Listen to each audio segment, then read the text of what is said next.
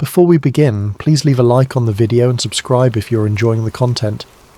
If you're on Spotify, leaving a review truly helps more than you know. Also, drop a comment with what time it is and where in the world you're listening from. We love seeing where everyone's tuning in from and how far our community reaches. Now, let's get into something that'll make you question everything about America's most classified military installations. The Silver Files. What really happened at Area 52, September 12, 2011? Dugway Proving Ground, Utah. Chemical weapons specialist James Forsyth drives off base after his shift. The desert sun is setting behind the Cedar Mountains, painting the sky in shades of burnt orange and deep purple. He's been working double shifts for 3 weeks straight.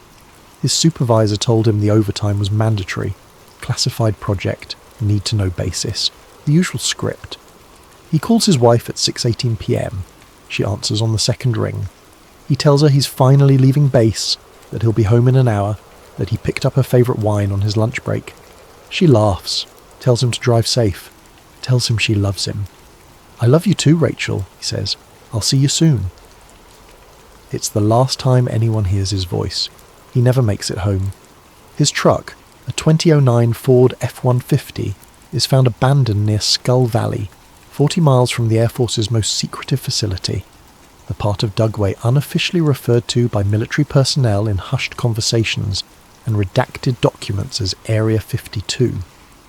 The driver's side door is open, key still in the ignition, engine cold, no signs of struggle, no blood, no broken glass, nothing that would suggest foul play or an accident. Just an empty truck on an empty road in the middle of nowhere. Rachel Forsyth reports him missing at 9:30 p.m, when he doesn't come home and doesn't answer his phone.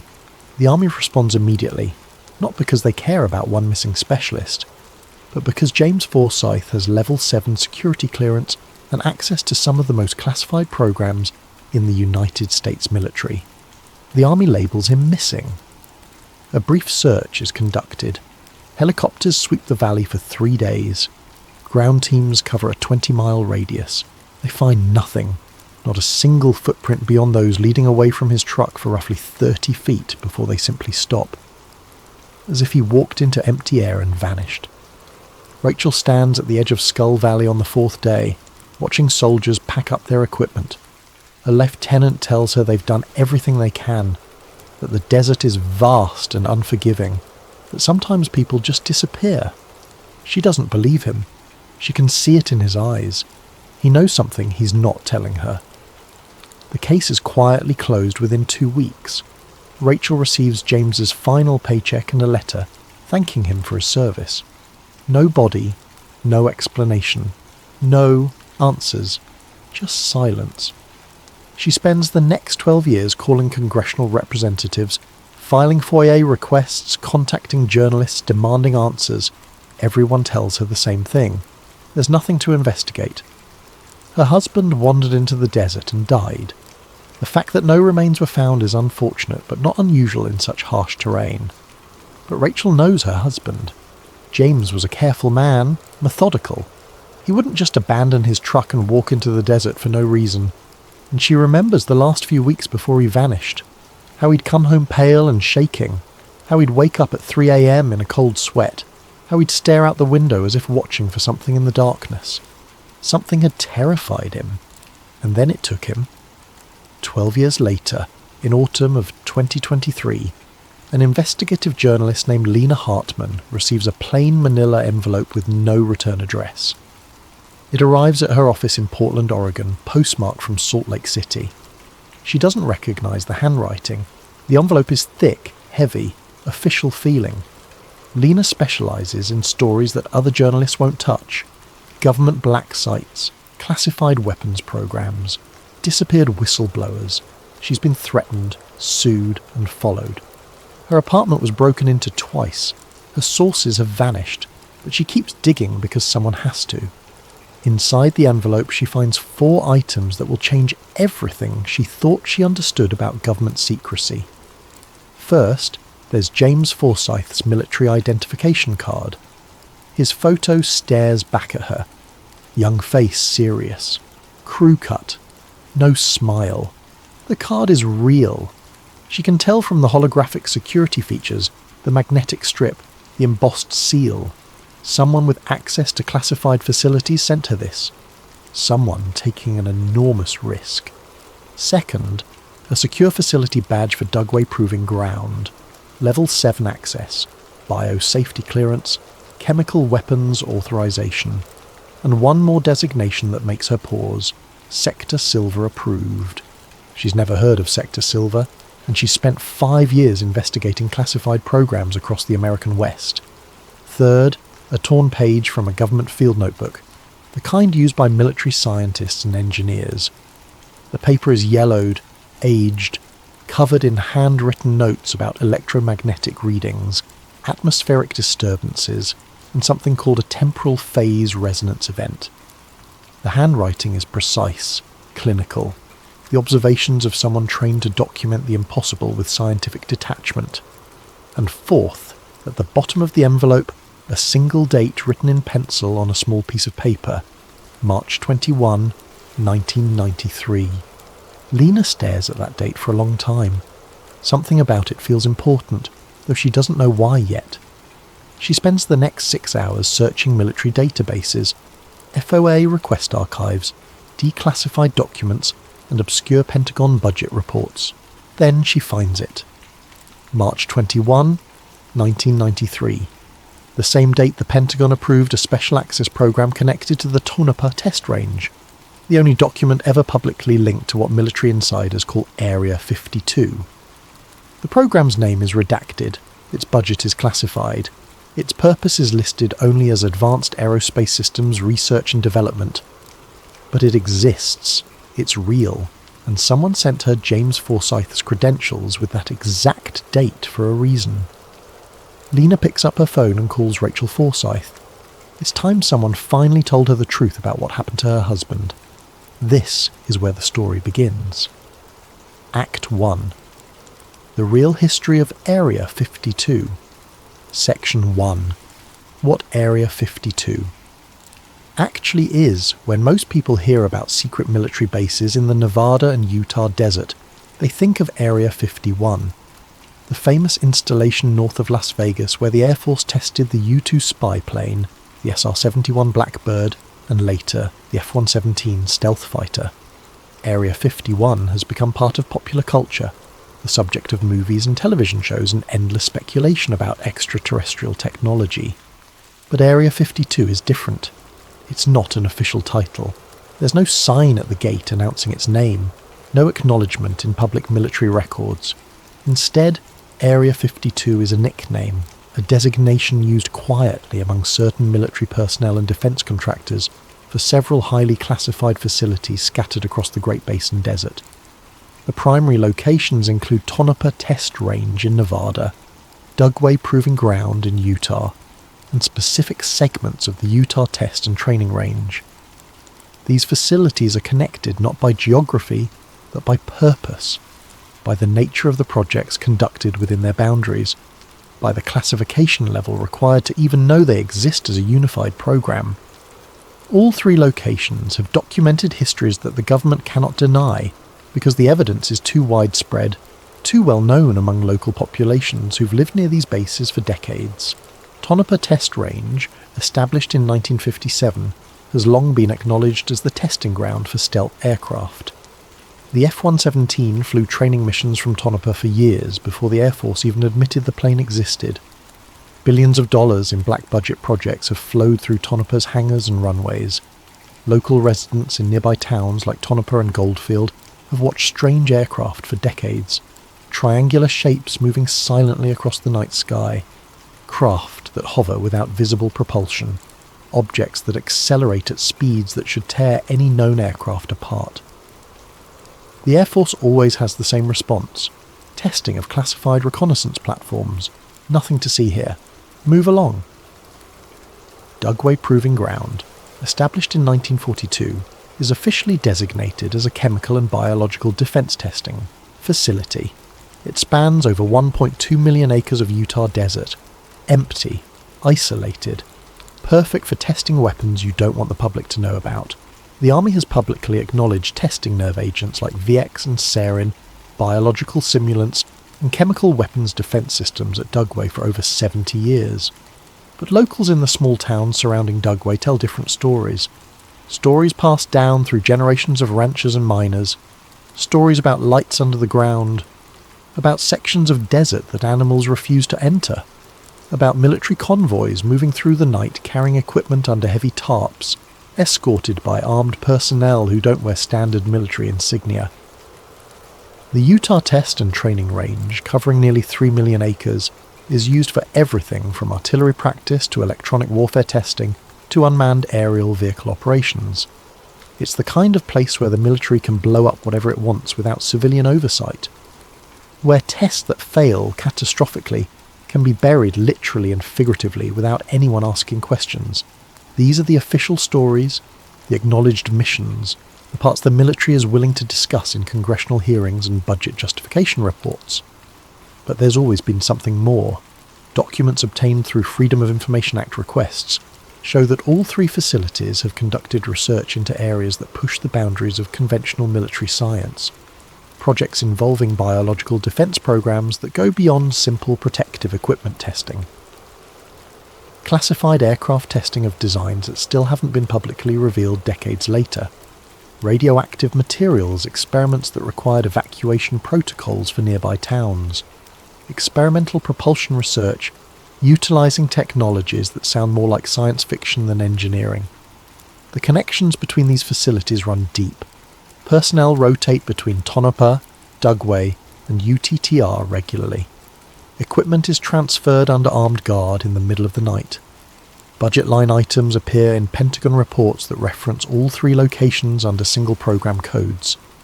And at the centre of all this classification, buried in a 1993 document that was accidentally declassified for 6 hours before being pulled from public databases, is a reference to something called the Silver Program.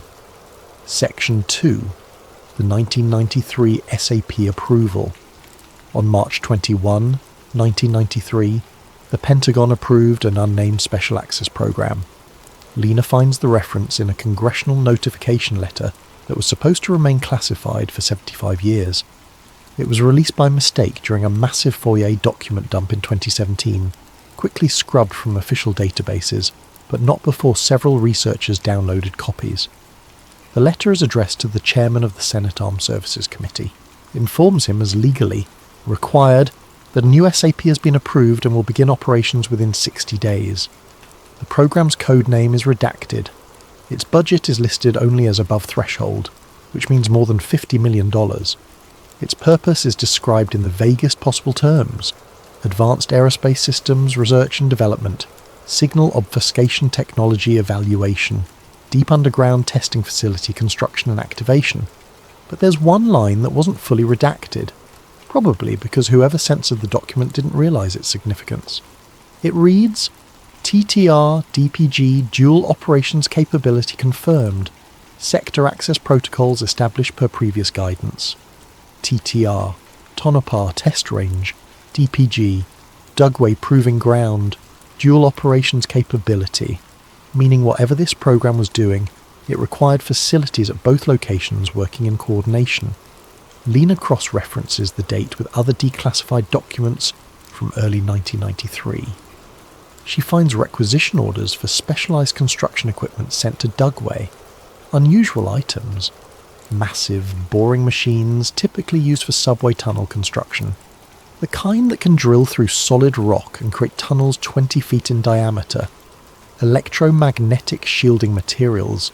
Sheets of metal embedded with specialised alloys designed to block radiation and the electromagnetic fields. Lead-lined containment vessels large enough to hold cars. Refrigeration systems capable of maintaining temperatures near absolute zero. None of these items match Dugway's official mission of chemical and biological defence testing.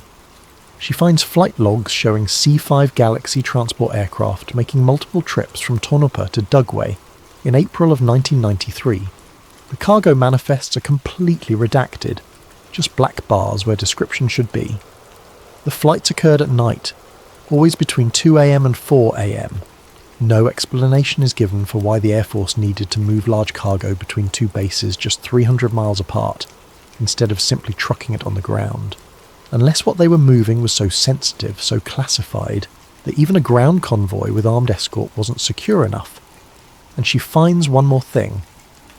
A budget amendment submitted to Congress in May of 1993, requesting emergency funding for unforeseen engineering challenges related to newly approved SAP operations.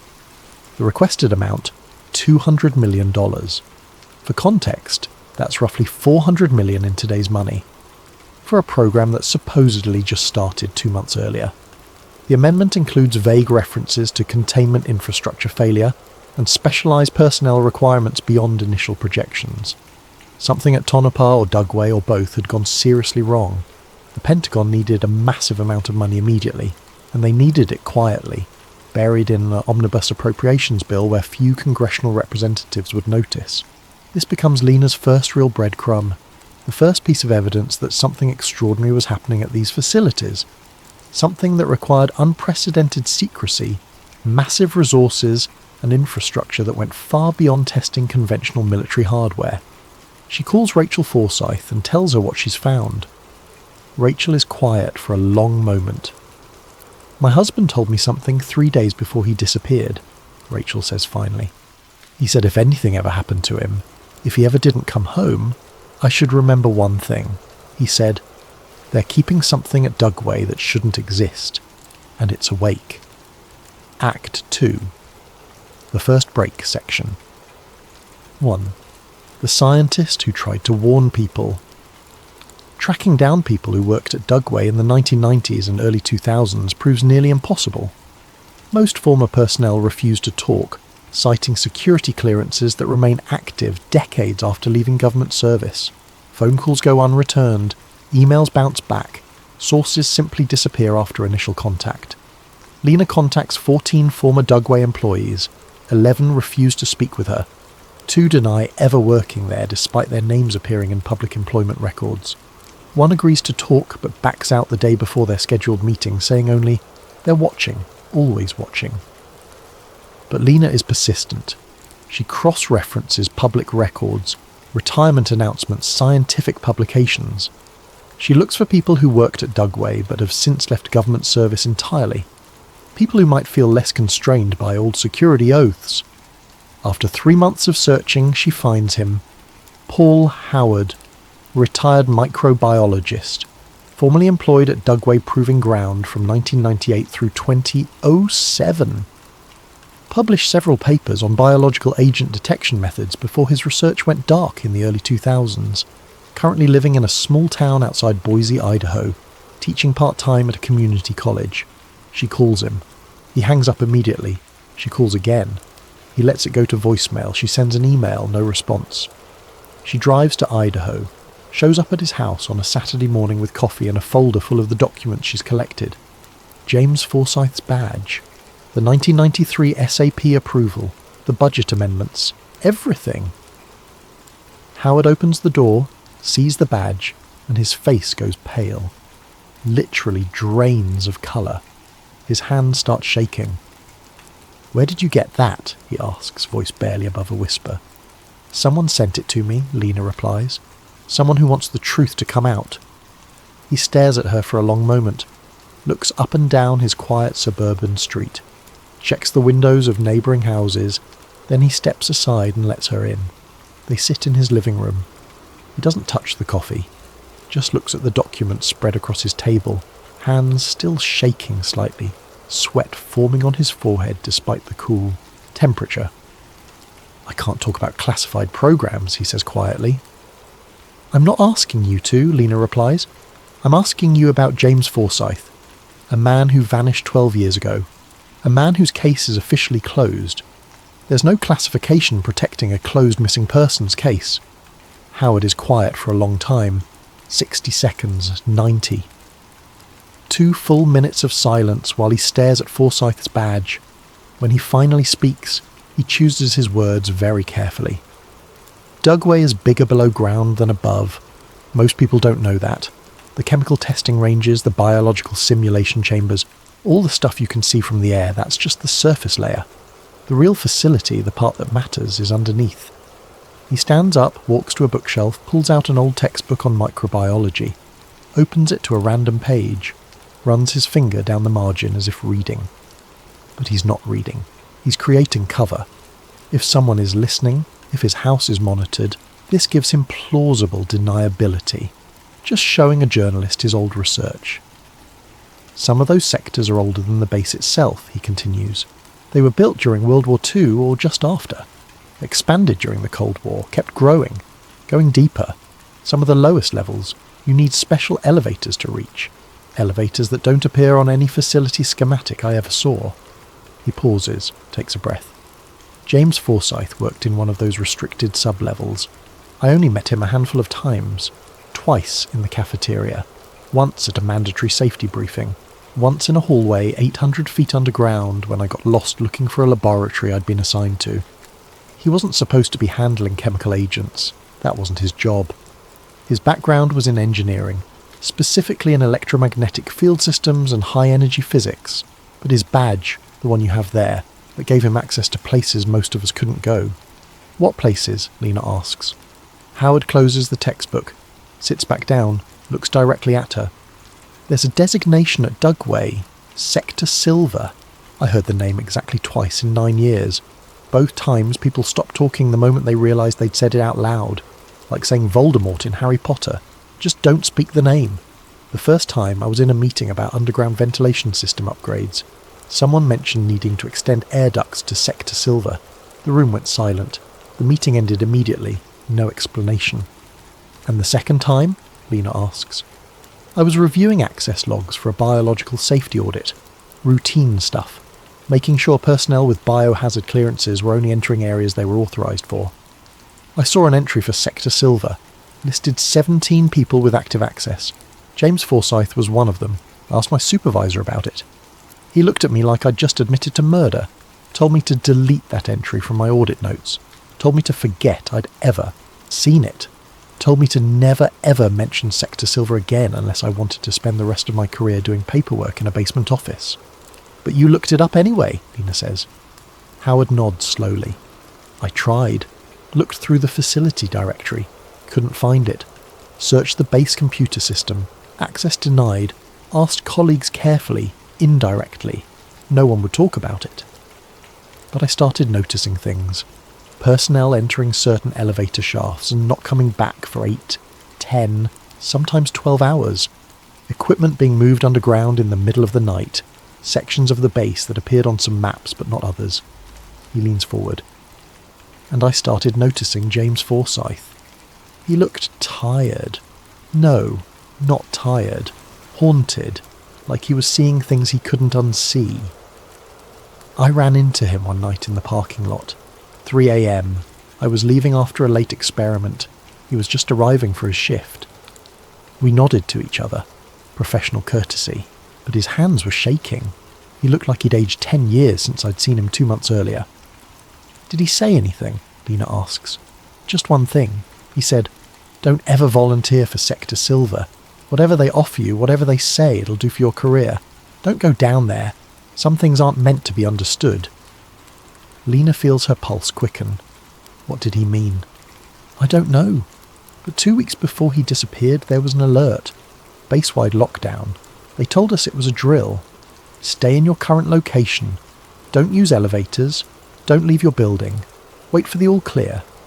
But I was in Building 12 when it happened, and I could hear something through the ventilation system. Howard's voice drops even quieter. A sound that shouldn't exist. Like metal vibrating at a frequency that made your teeth hurt. Made your eyes water. Made you feel like reality was bending around you. It lasted for about 10 minutes. During those 10 minutes, lights flickered. Computers crashed. Clocks showed the wrong time.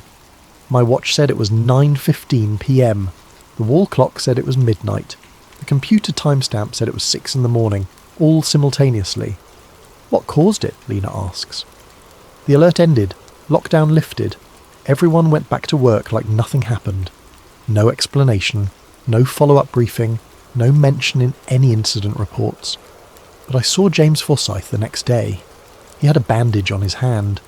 When I asked what happened, he just stared at me and said, "Resonance cascade. The field almost broke completely." Before Lena can ask another question, Howard's phone rings. He looks at the caller ID. His expression changes instantly. Fear.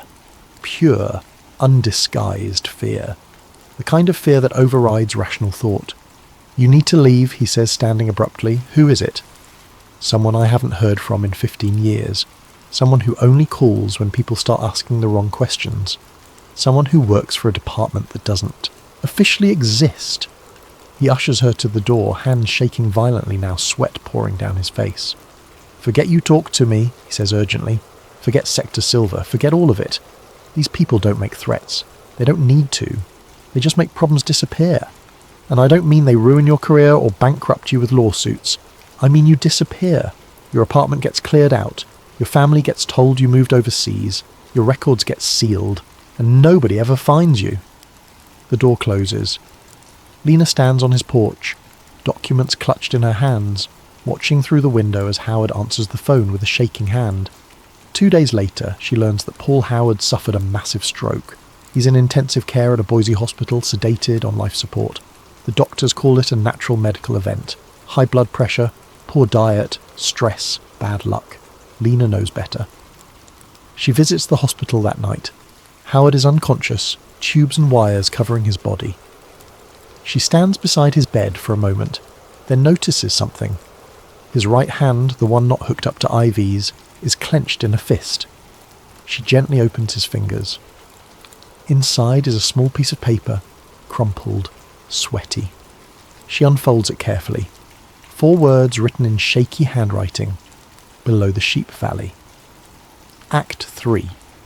What sector Silver was hiding. Section 1. The declassified accident report. Lena can't approach Howard again. Can't risk drawing more attention to him. His stroke was a message. Stop asking questions. Stop digging.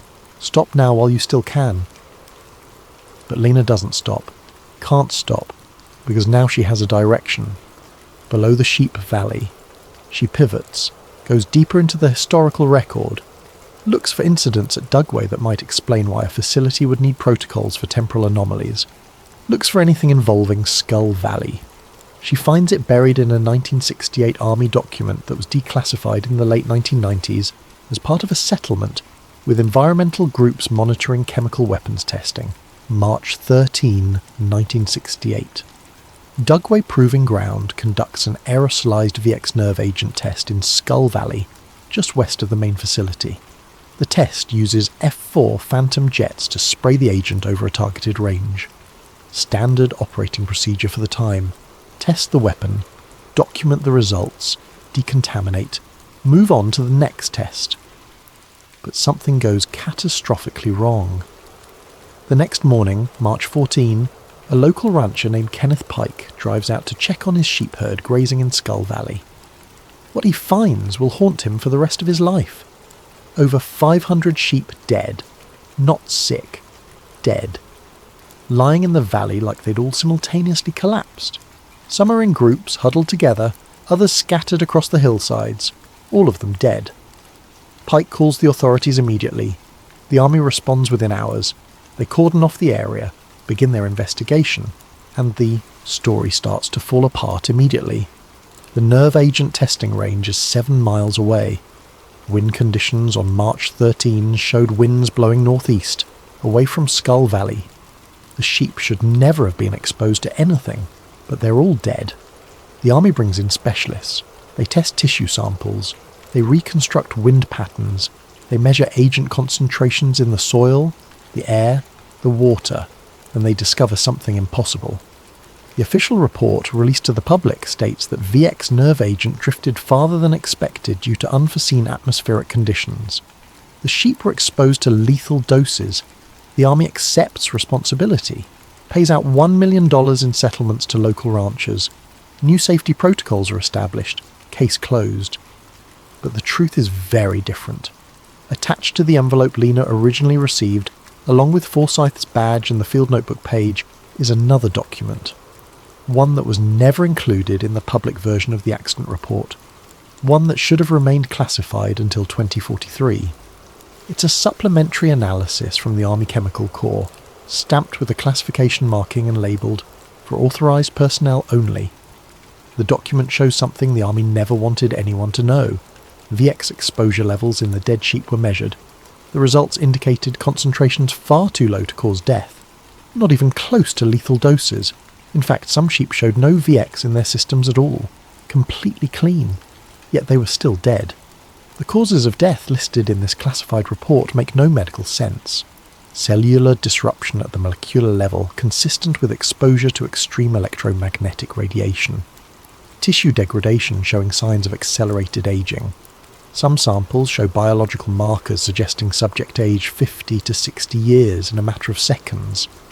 Internal organs displaying thermal damage consistent with microwave radiation exposure, though no microwave sources were present in the area. Brain tissue showing unusual patterns of neural damage. Synaptic pathways appear to have fired simultaneously, causing massive system overload. And at the bottom of the page, 2 additional data points that should never appear in a chemical weapons accident report.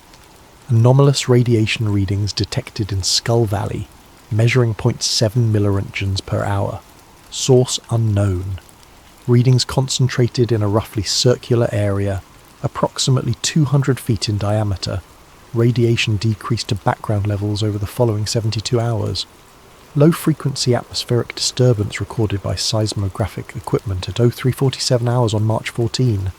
Pattern inconsistent with aircraft operations, explosive detonations or seismic activity.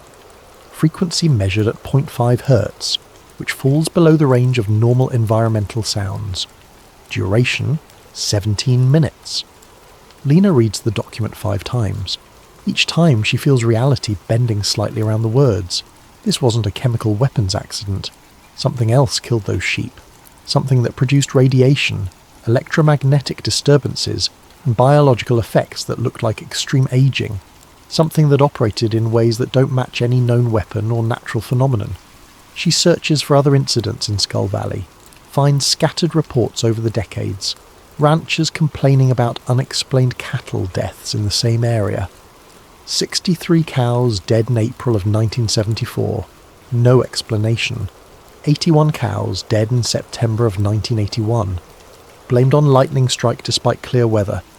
47 cows dead in June of 1992, just 1 year before the Special Access Program was approved. Hikers reporting strange lights in Skull Valley. Unusual humming sounds that made them feel nauseous. Areas where compasses spun wildly. GPS devices that showed impossible locations. Cell phones that received calls from numbers that didn't exist. All dismissed as coincidence or natural phenomena or hoaxes. But Lena knows better now. She's starting to see the pattern. Every incident clusters in the same area. The same 200-foot diameter circle. The same location where radiation was detected in 1968. She overlays a map of Skull Valley with geological survey data from Dugway Proving Ground. The incidents all occur directly above a section of the base, marked only as restricted underground facility, directly above Sector Silver. Section 2, the White Man Interview. Following another lead from her research, Lena tracks down a retired Air Force logistics officer named Lieutenant Colonel Derek Whiteman. He served at Tonopah Test Range from 1990 through 2005, overseeing cargo transport and equipment allocation for classified programs. Unlike Paul Howard, Whiteman is willing to talk, more than willing, eager even. He's been waiting years for someone to ask the right questions, someone who might actually publish the truth. They meet at a diner outside Reno. It's 2 p.m. on a Tuesday. The place is nearly empty. Just a waitress reading a magazine behind the counter, and one elderly man drinking coffee in a corner booth. Whiteman picks a table near the back, facing the door, where he can see anyone coming in. He brings a small box of personal memorabilia from his Air Force career. Photos of aircraft he can't identify. Commendation letters for missions he can't discuss. Unit patches for squadrons that don't officially exist. And one item that makes Lena's hands shake when she sees it. A transport manifest from April 1993. the same month as the SAP approval. The same month equipment was moved from Tonopah to Dugway. I was ordered to coordinate the transfer of equipment from Tonopah to Dugway, Whiteman explains, stirring his coffee absently. Standard procedure usually. We moved classified hardware between bases all the time. Prototype aircraft parts, radar systems, electronic warfare pods, experimental munitions, normal stuff for a test range. But this wasn't normal, Lena says, reading the manifest. No, this was different. Very different. First, the cargo was listed only by weight and dimensions. No description of what it actually was. Just a code number I'd never seen before. Second, it required a specialised transport container that we had to construct specifically for this mission. Took 3 weeks to build. Cost $11 million just for the container. He points to a line in the manifest. That weight listing, 67 tons. That's massive for a single object. Heavier than most fighter aircraft. And the dimensions suggest something roughly the size of a school bus. 28 feet long, 11 feet wide, 9 feet tall. But the handling instructions, they were bizarre. How so? Lena asks. No direct physical contact allowed. All loading and unloading had to be done remotely using robotic handling equipment. No human personnel within 50 feet of the object during transport. The containment vessel had to maintain internal temperature at 4 degrees above absolute zero. That's colder than the surface of Pluto. And there was this line at the bottom that I'll never forget. Minimise exposure to natural electromagnetic fields. Shield from solar radiation during transport. Monitor for temporal displacement effects. Lena looks up sharply. Temporal displacement? That's what it said. I asked my commanding officer what it meant. He told me some objects generate unusual electromagnetic fields that can interfere with electronic timing systems. Said it was a technical concern, nothing to worry about. But the way he said it, I could tell he was lying. You transported this from Tonopah to Dugway. We tried. The flight was scheduled for April 15th, 1993. C-5 Galaxy, same type of aircraft used to transport tanks and helicopters. We loaded the container into the cargo bay at 0200 hours. Everything was going smoothly until we started the pre-flight checklist. Whiteman pauses, takes a long drink of coffee, as if building courage to continue. During pre-flight, while the container was sitting in the cargo bay, something happened. The containment vessel started showing unusual readings. Temperature fluctuations. Internal temp rising from 4 degrees Kelvin to 50 degrees Kelvin in a matter of minutes, despite the refrigeration system running at full capacity. Electromagnetic disturbances. Every electronic device within 100 feet started malfunctioning. Radios emitting static. Computer screens showing random characters. Watches running backward. What did you do? The ground crew reported seeing shimmer effects around the cargo, like heat distortion, but the air was cold. Freezing cold.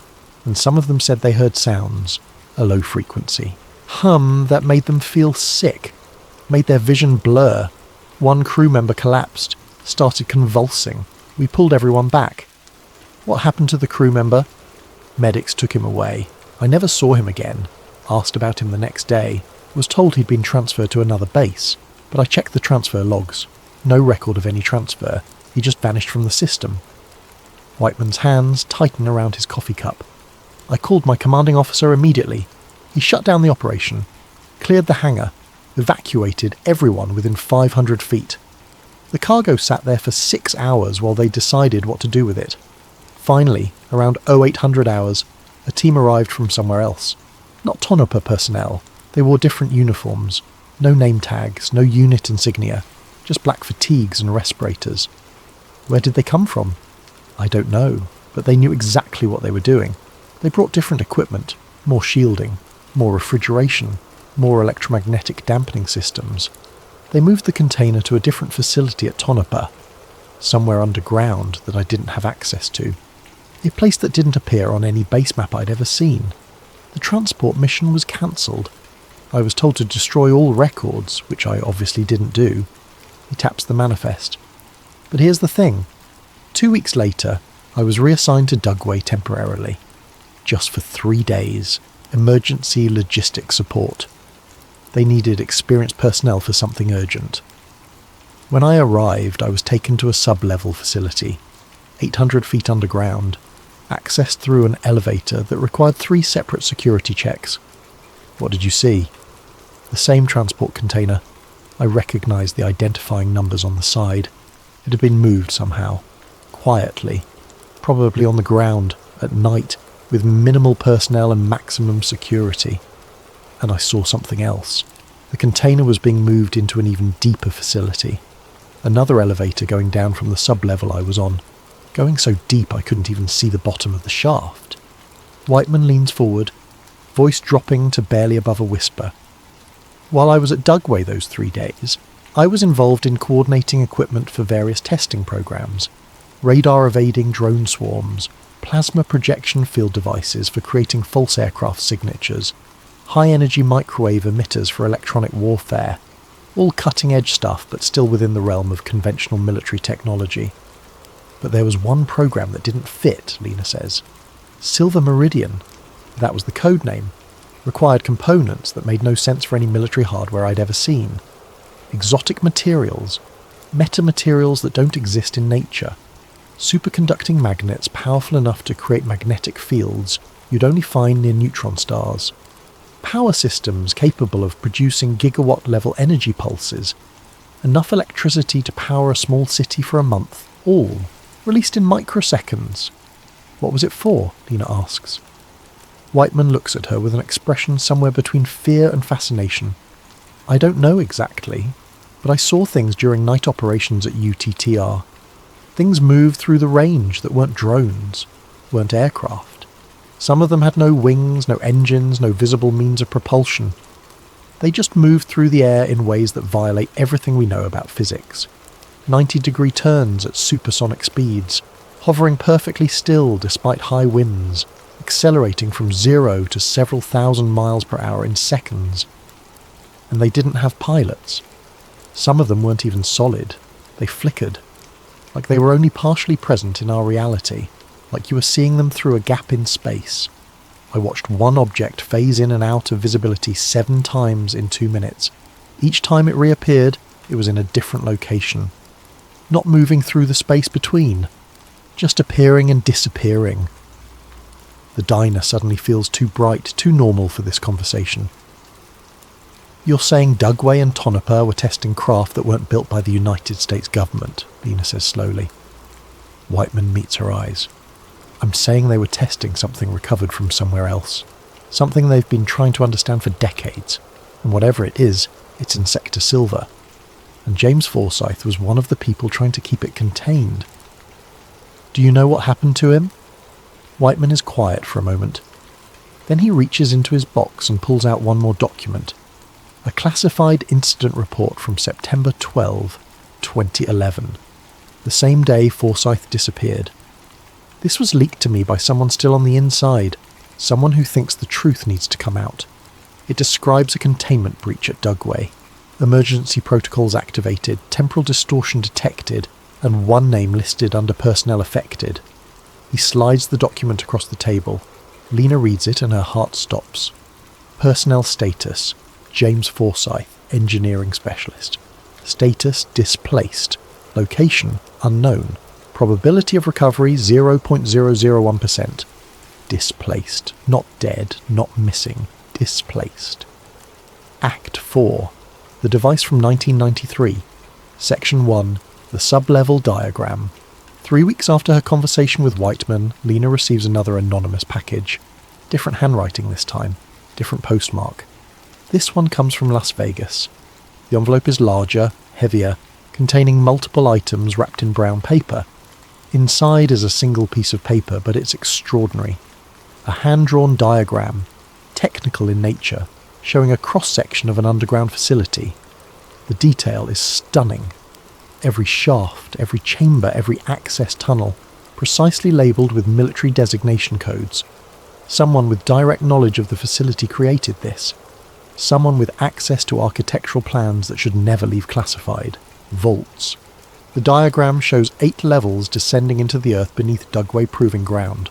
Level 1, administrative offices and surface operations, standard military base infrastructure.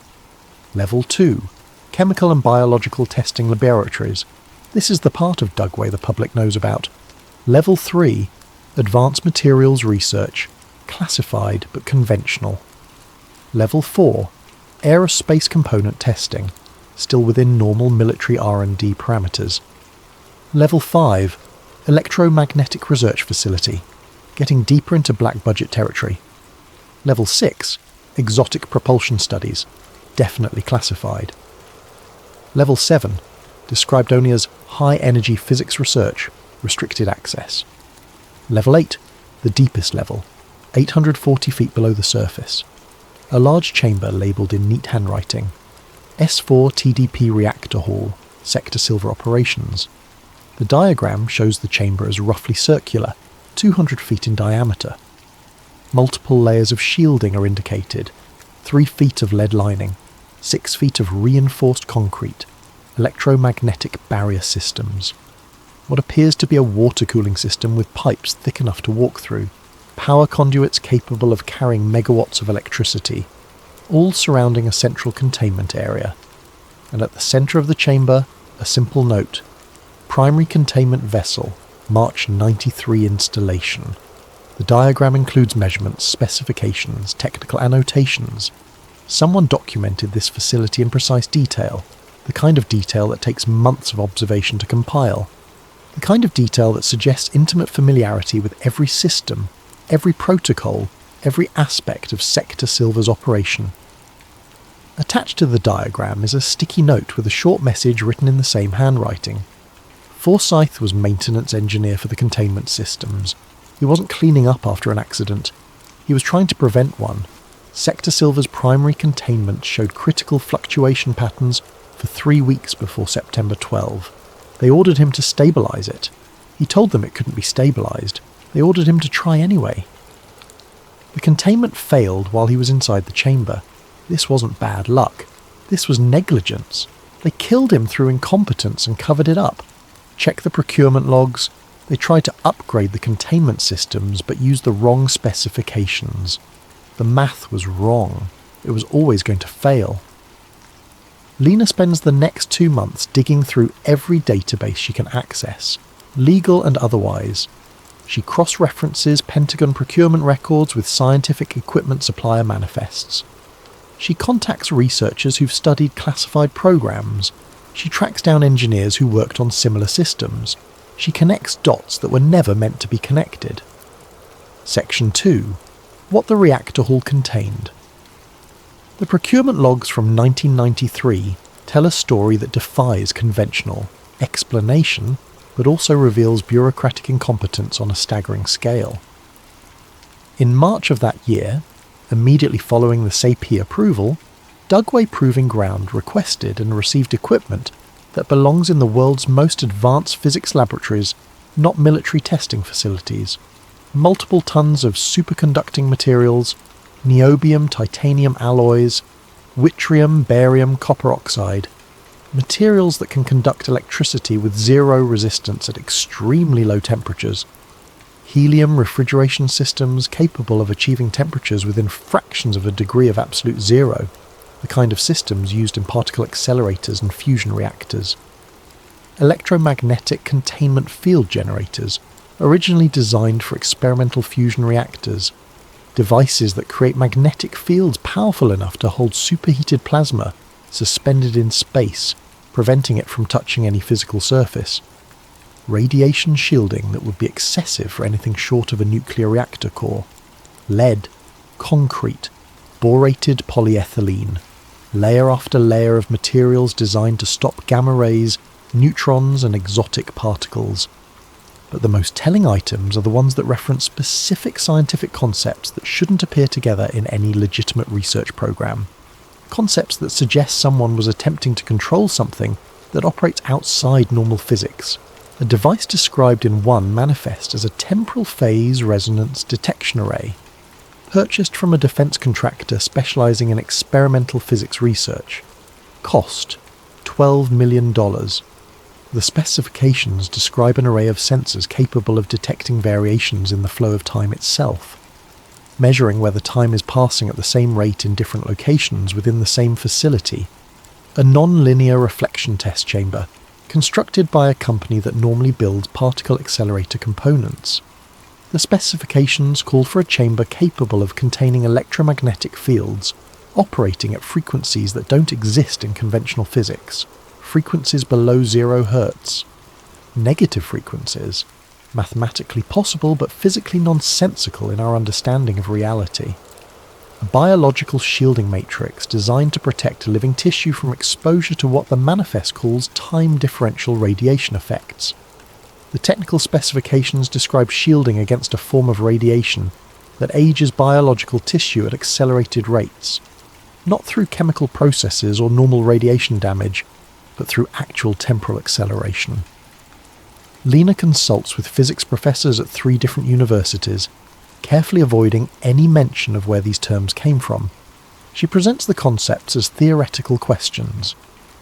What would you need to detect time dilation? How would you contain negative frequency electromagnetic fields? Is it possible for radiation to cause aging through temporal effects? All of them give her similar responses with varying degrees of certainty, but the overall message is clear. These concepts suggest research into manipulating the fundamental properties of space-time itself. Temporal phase resonance is theoretical physics terminology for detecting time dilation effects, the kind of effects you'd observe near a black hole or at relativistic speeds. Not something you'd expect to find in a laboratory on Earth. Non-linear reflection relates to light behaviour in regions where space-time curvature becomes extreme, where the normal rules of optics break down, where light can be bent, twisted, or even reversed. Biological shielding for time differential radiation implies protecting people from the effects of time moving at different rates in different locations. It suggests the existence of localized areas where time flows faster or slower than the surrounding environment. This is not military hardware in any conventional sense. This is not weapons development or defensive systems or spy technology. This is equipment for containing and studying something that warps the fabric of reality around it. But here's where it gets worse. Here's where incompetence turns into tragedy. Lena finds a follow-up procurement order from 2011, just 2 months before James Forsyth disappeared. An order for replacement electromagnetic containment field generators. The new units were supposed to be upgrades, more powerful, more stable, better able to maintain the containment fields that kept whatever was in Sector Silver from affecting the outside world.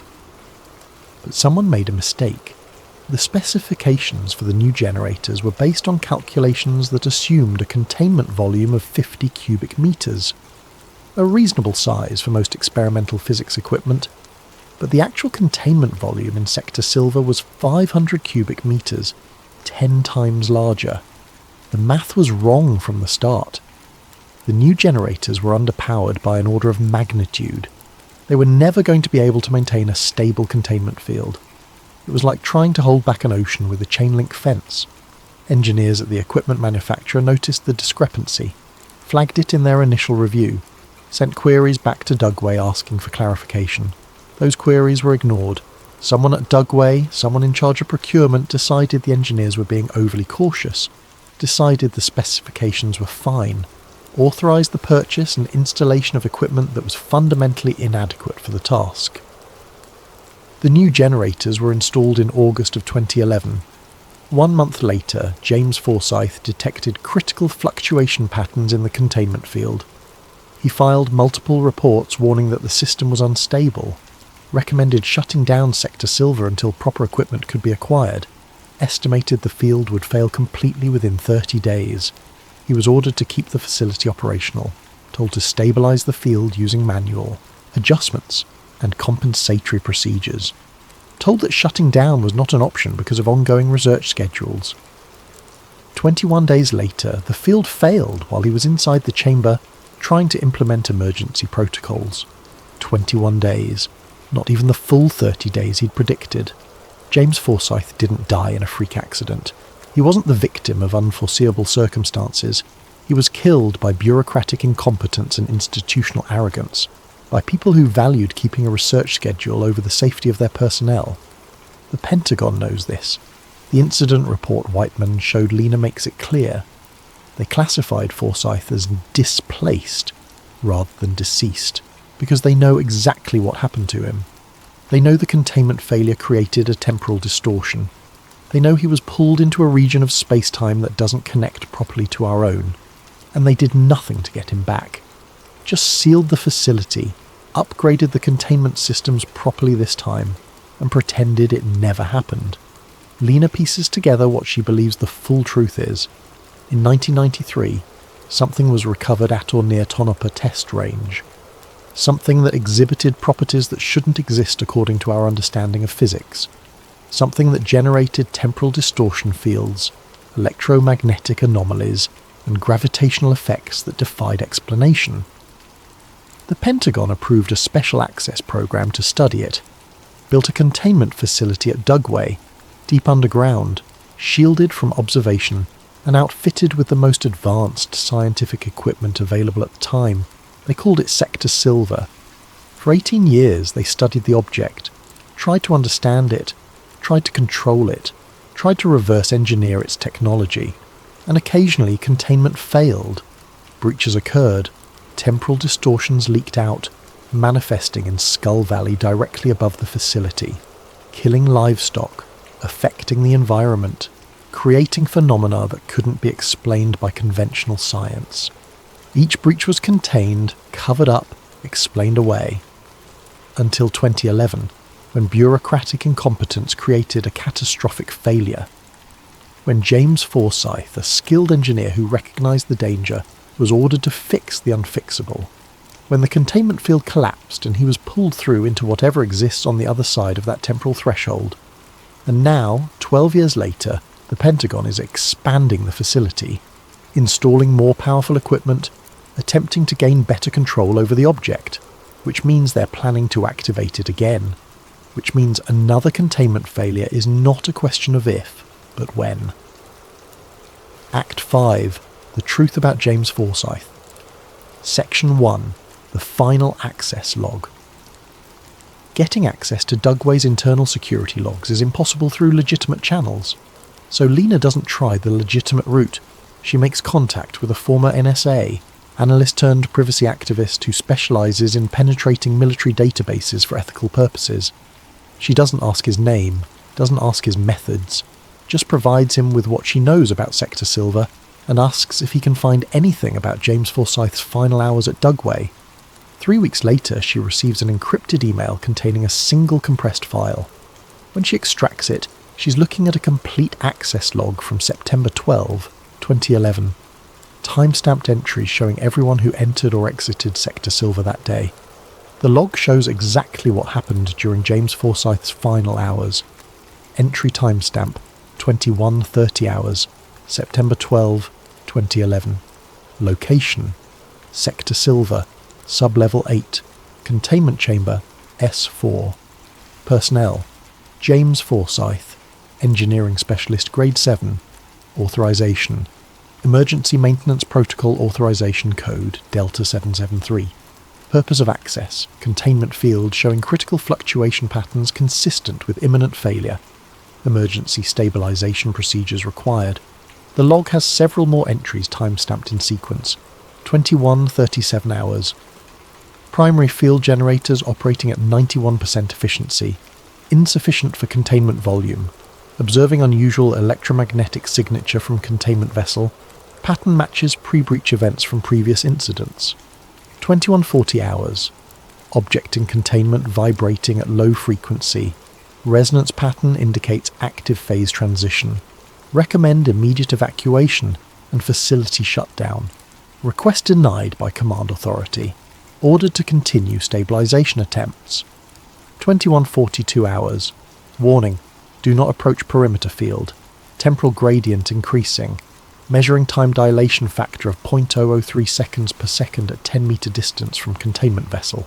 Effect intensifying. 21:44 hours. Chamber breach event initiated. Containment field integrity at 47% and falling. Anomaly expanding beyond primary containment zone. Temporal distortion visible to naked eye. reality distortion field propagating at estimated 12 meters per second. 21:46 hours. Emergency evacuation ordered.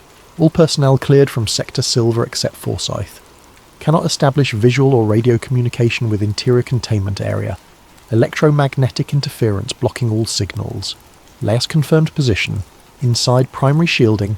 Attempting manual field generator override. After that, several lines are completely redacted. Just black bars hiding whatever information someone decided was too sensitive to ever be revealed. Then, 2 final entries. 22:03 hours.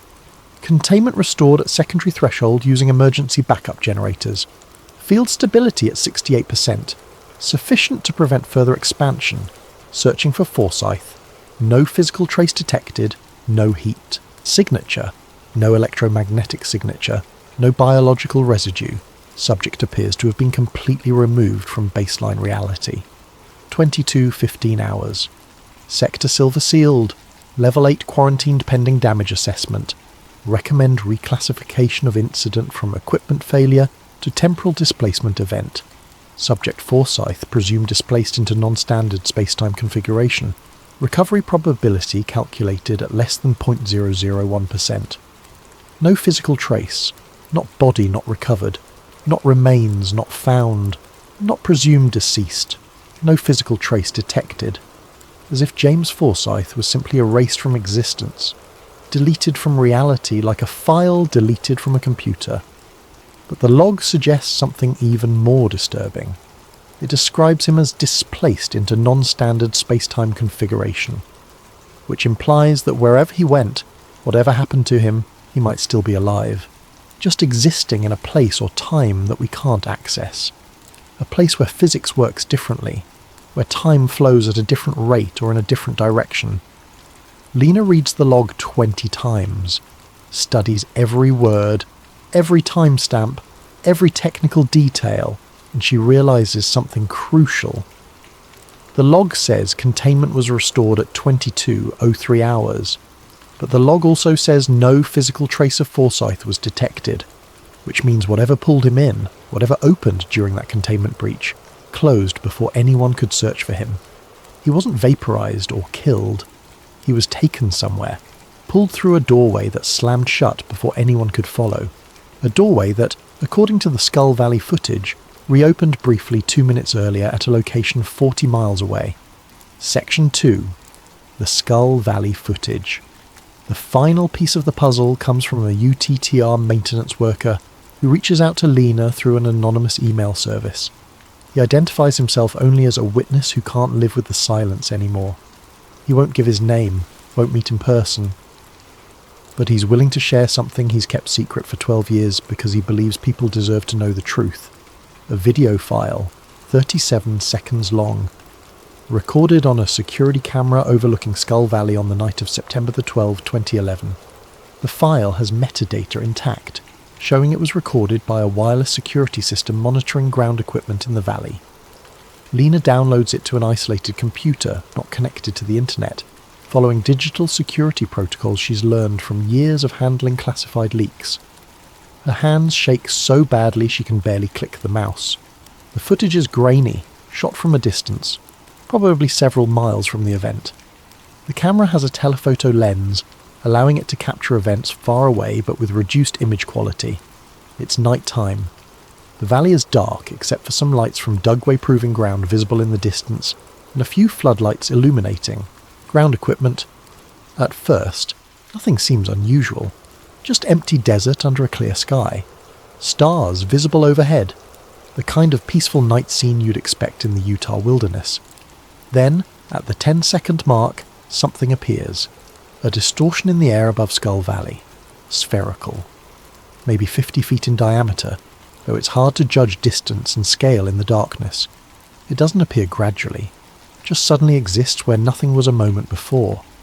The distortion shimmers like heat haze, but the shimmer moves wrong. Ripples propagate in ways that hurt to watch. Patterns that don't follow the laws of wave motion. Circles expanding, then contracting. Spirals forming and dissolving. Movement that suggests the fabric of space itself is bending. The edges of the sphere blur and sharpen randomly, as if it can't quite decide whether to exist. Sometimes the boundaries are clear, a definite line between normal space and whatever this thing is. Sometimes the edges fade into nothingness, the distortion bleeding out into the surrounding air like ink spreading in water. Ground equipment visible in the frame starts behaving impossibly. Vehicles flicker, not like lights going on and off, like the vehicles themselves phase in and out of existence. Visible, then transparent, then visible again. Structures waver.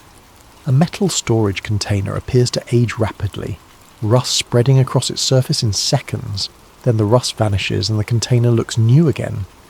Lights strobe, on, off, different colours, white, red, purple, colours that don't come from normal light sources. Time itself seems to be breaking down within the sphere's area of influence. Personnel can be seen fleeing the area, small figures running away from the distortion, abandoning equipment, scattering in all directions. Some of them move normally, others move in strange ways. One figure appears to take 3 steps but covers 50 feet of distance. Another figure runs but seems to barely move, like they're running through invisible syrup. At 23 seconds, the critical moment arrives. The sphere pulses, expands slightly, growing from maybe 50 feet to 70 feet in diameter. The expansion takes less than a second, but the effect is dramatic. The air around the distortion ripples outward like a shockwave, and in the centre of the sphere, visible for just 3 frames of video, roughly 1/10 of a second, there's something. A shape. Human-sized. Standing upright. But wrong. The proportions shift between frames. In the first frame it looks like a normal human figure. In the second frame it's elongated, stretched like someone pulling taffy. In the third frame it's compressed, shorter, wider, distorted. The silhouette ripples like water, edges dissolving and reforming. As if the person is trying to maintain a coherent form, but the surrounding distortion is pulling them apart at a molecular level. It raises what might be an arm, reaches toward the camera, toward the outside world, toward normal reality. The gesture is desperate, pleading, the movement of someone drowning, reaching for the surface, trying to find something solid to grab onto. Then the sphere collapses, not gradually, not slowly, just suddenly ceases to exist. There one moment, gone the next. No fade, no gradual dissipation. The distortion simply stops being present in our reality. The equipment stops flickering. The air returns to normal. The valley is dark and quiet once again, as if nothing ever happened. The timestamp on the video reads September 12, 2011. 22:01 hours, 2 minutes before the access log showed containment being restored at Dugway. 2 minutes before the facility was sealed and Forsyth was declared displaced. Lena watches the footage 37 times, studies it frame by frame, examines every pixel of the human-shaped figure visible for those 3 critical frames, and she knows. That's James Forsyth, trapped inside a temporal anomaly, displaced from normal space-time but not dead, existing in a region where the laws of physics don't work correctly, where his body can't maintain a stable configuration, where he's conscious and aware and desperately trying to get back to our reality. For 2 minutes, the distortion that took him was visible in Skull Valley, manifesting in physical space above the underground facility where he'd been taken. Close enough to our world that he could almost touch it, close enough that cameras could capture his image, but not close enough to escape, and then it closed. The doorway slammed shut. The temporal anomaly collapsed back into whatever dimension or timeline or impossible space it occupies, leaving James Forsyth trapped on the other side. Alive but unreachable, visible but intangible, existing somewhere we can't follow. Rachel Forsyth deserves to know this, deserves to know her husband didn't just vanish into nothing, that he's still fighting, still trying to come home, still reaching out across the impossible distance between realities. But Lena knows that telling her this truth might be crueler than letting her believe he's simply dead. What kind of hope is it to know someone you love is alive but trapped forever in a place you can never reach? Act 6. The conspiracy. Twist section. 1. The classified meeting. Lena knows she's running out of time. The more she digs, the more attention she attracts. Strange cars have been parked outside her apartment for weeks now. Black SUVs with tinted windows. Always different vehicles, but always the same pattern. Park for a few hours, leave, return the next day. Her phone clicks when she makes calls. Sometimes she hears her own voice echoed back with a half-second delay. Classic signs of active monitoring. Emails to sources bounce back as undeliverable. People she's communicated with for years suddenly can't be reached. Messages disappear from her phone. Files vanish from her computer. Someone is watching. Someone powerful enough to access her communications. Someone who wants her to know they're watching. It's a message. Stop now. Stop before we have to make you stop. But Lena doesn't stop. Can't stop.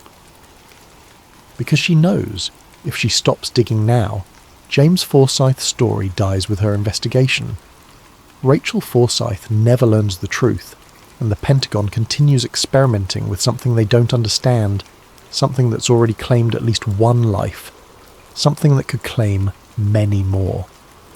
So she accelerates her investigation, reaches out to contacts in Washington, calls in favours from journalists with better access than she has, makes it known she's preparing to publish everything she's learned.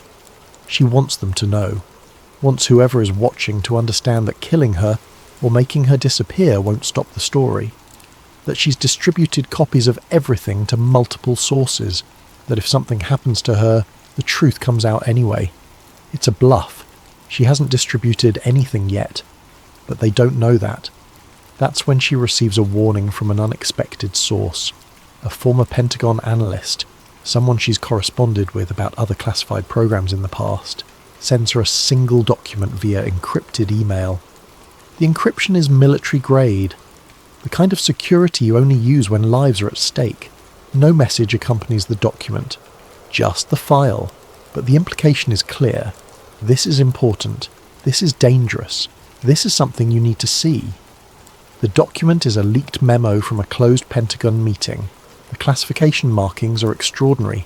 Special access program with a code word she doesn't recognise. Code words within code words. The kind of security that suggests only a handful of people in the entire government are authorised to know this information exists. The date on the memo is April 2, 2011, 3 weeks after James Forsyth vanished. The memo is addressed to senior officials in the Office of the Secretary of Defense, the Air Force, the Defense Intelligence Agency, and one organisation Lena has never heard of, the Temporal Security Working Group. Subject line: Dugway Incident, Status Update and Public Affairs Strategy. The contents make everything horrifyingly clear. Containment stabilised at Delta 3 threshold as of April 1st, 0600 hours. Primary object returned to dormant state. Temporal gradient normalised to background levels. No further anomalous readings detected in sector Silver or surrounding areas. Personnel search discontinued as of March 31st. Subject James Forsyth shows no signs of physical presence in baseline reality. Extensive sensor sweeps of sector Silver and Skull Valley area conducted. No biological traces, no electromagnetic signatures, no residual thermal patterns detected. Analysis of temporal displacement event indicates subject was pulled into non-standard space-time configuration during containment breach.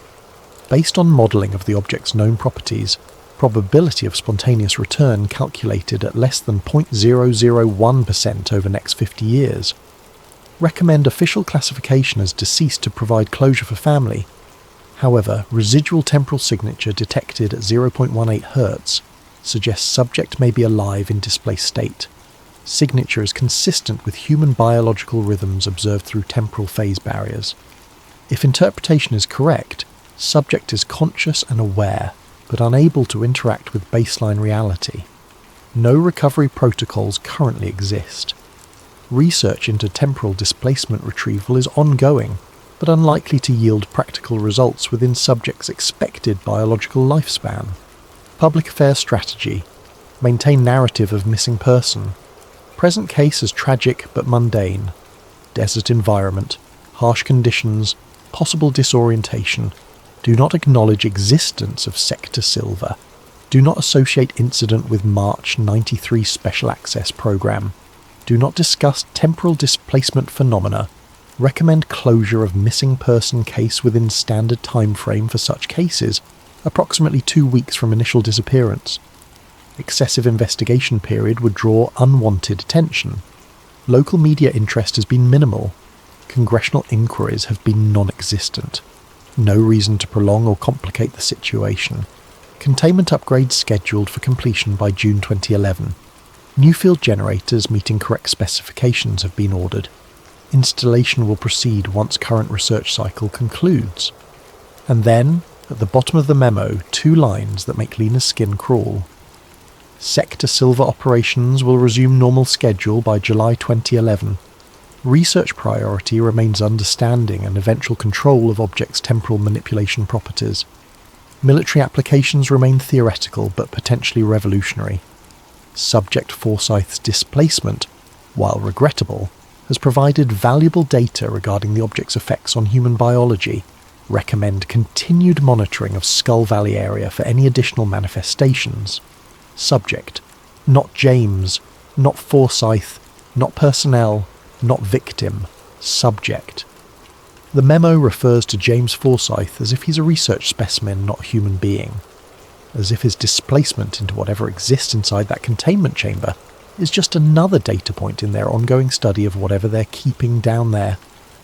Valuable data. A man is trapped in a dimensional prison, conscious and aware, experiencing God knows what kind of suffering, and the Pentagon's response is to note that his fate provides valuable data for their research.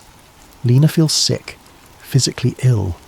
She runs to her bathroom and vomits, stays there on the cold tile floor for 20 minutes shaking, trying to process what she's just read. They knew. From the beginning, they knew James Forsyth might be alive.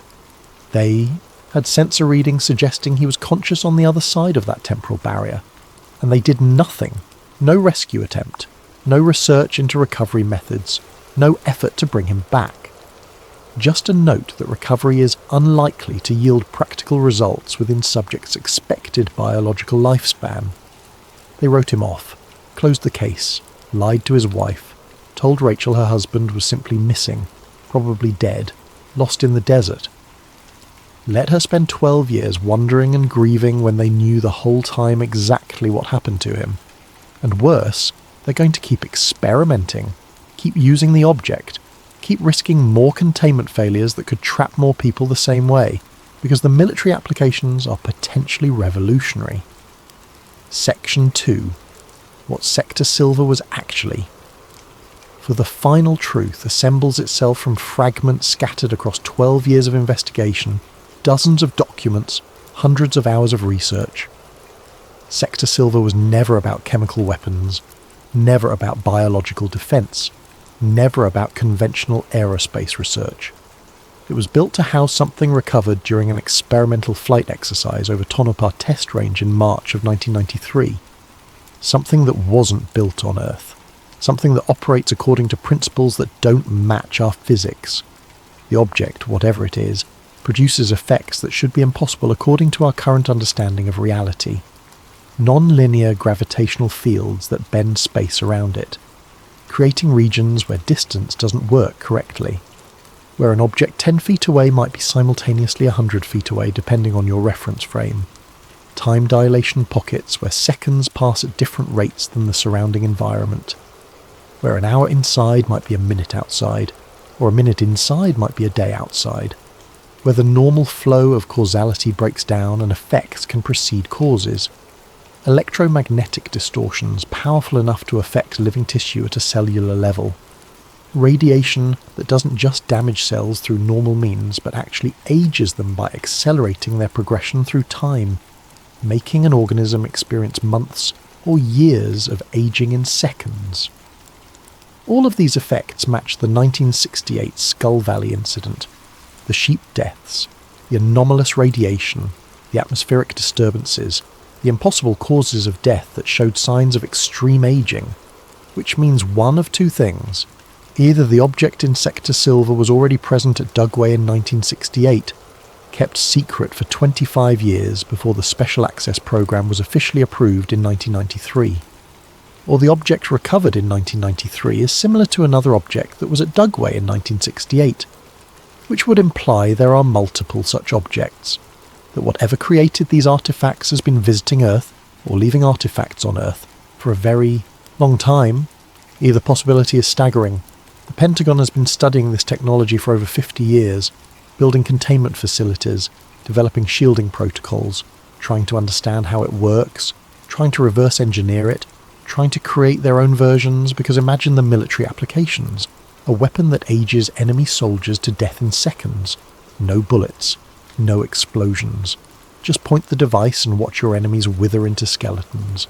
A drive system that manipulates space-time to allow faster-than-light travel. Going to the stars, colonizing other worlds, leaving humanity's enemies far behind in the solar system. A time manipulation device that allows you to see the future, to know your enemy's plans before they make them, to win every battle before it's fought. These are the potentially revolutionary applications the memo referenced. This is why the Pentagon is willing to risk more containment failures, more temporal displacements, more people trapped like James Forsyth, because whoever controls time controls everything, and occasionally when containment fails, people get caught in the temporal distortions. People like James Forsyth. His job was never simple maintenance. He was part of the containment team, responsible for keeping the field stable, for monitoring the object's behaviour, for preventing breaches that could expose the entire program to the outside world. But on September 12, 2011, something went wrong. The object activated. Maybe someone tried to experiment with it. Maybe it activated spontaneously. Maybe the inadequate containment generators finally failed under the stress. Whatever the cause, the containment fields collapsed. A temporal anomaly opened, a tear in space-time spreading out from Sector Silver, manifesting briefly in Skull Valley 40 miles away before collapsing back into whatever dimensional space it occupies. And Forsyth, standing too close when it happened, trying desperately to restore containment, was pulled through that tear. Not killed, displaced. Thrown into a region of space-time that doesn't connect properly to our own, where he can see our world sometimes, feel it, reach toward it, but never quite touch it. Where he exists in a state that the Pentagon's own memo suggests is conscious and aware. Imagine that. Being pulled out of reality, existing in some impossible space between dimensions or times, able to perceive the world you came from but unable to interact with it, watching your life continue without you, watching your wife mourn, watching years pass while you remain trapped.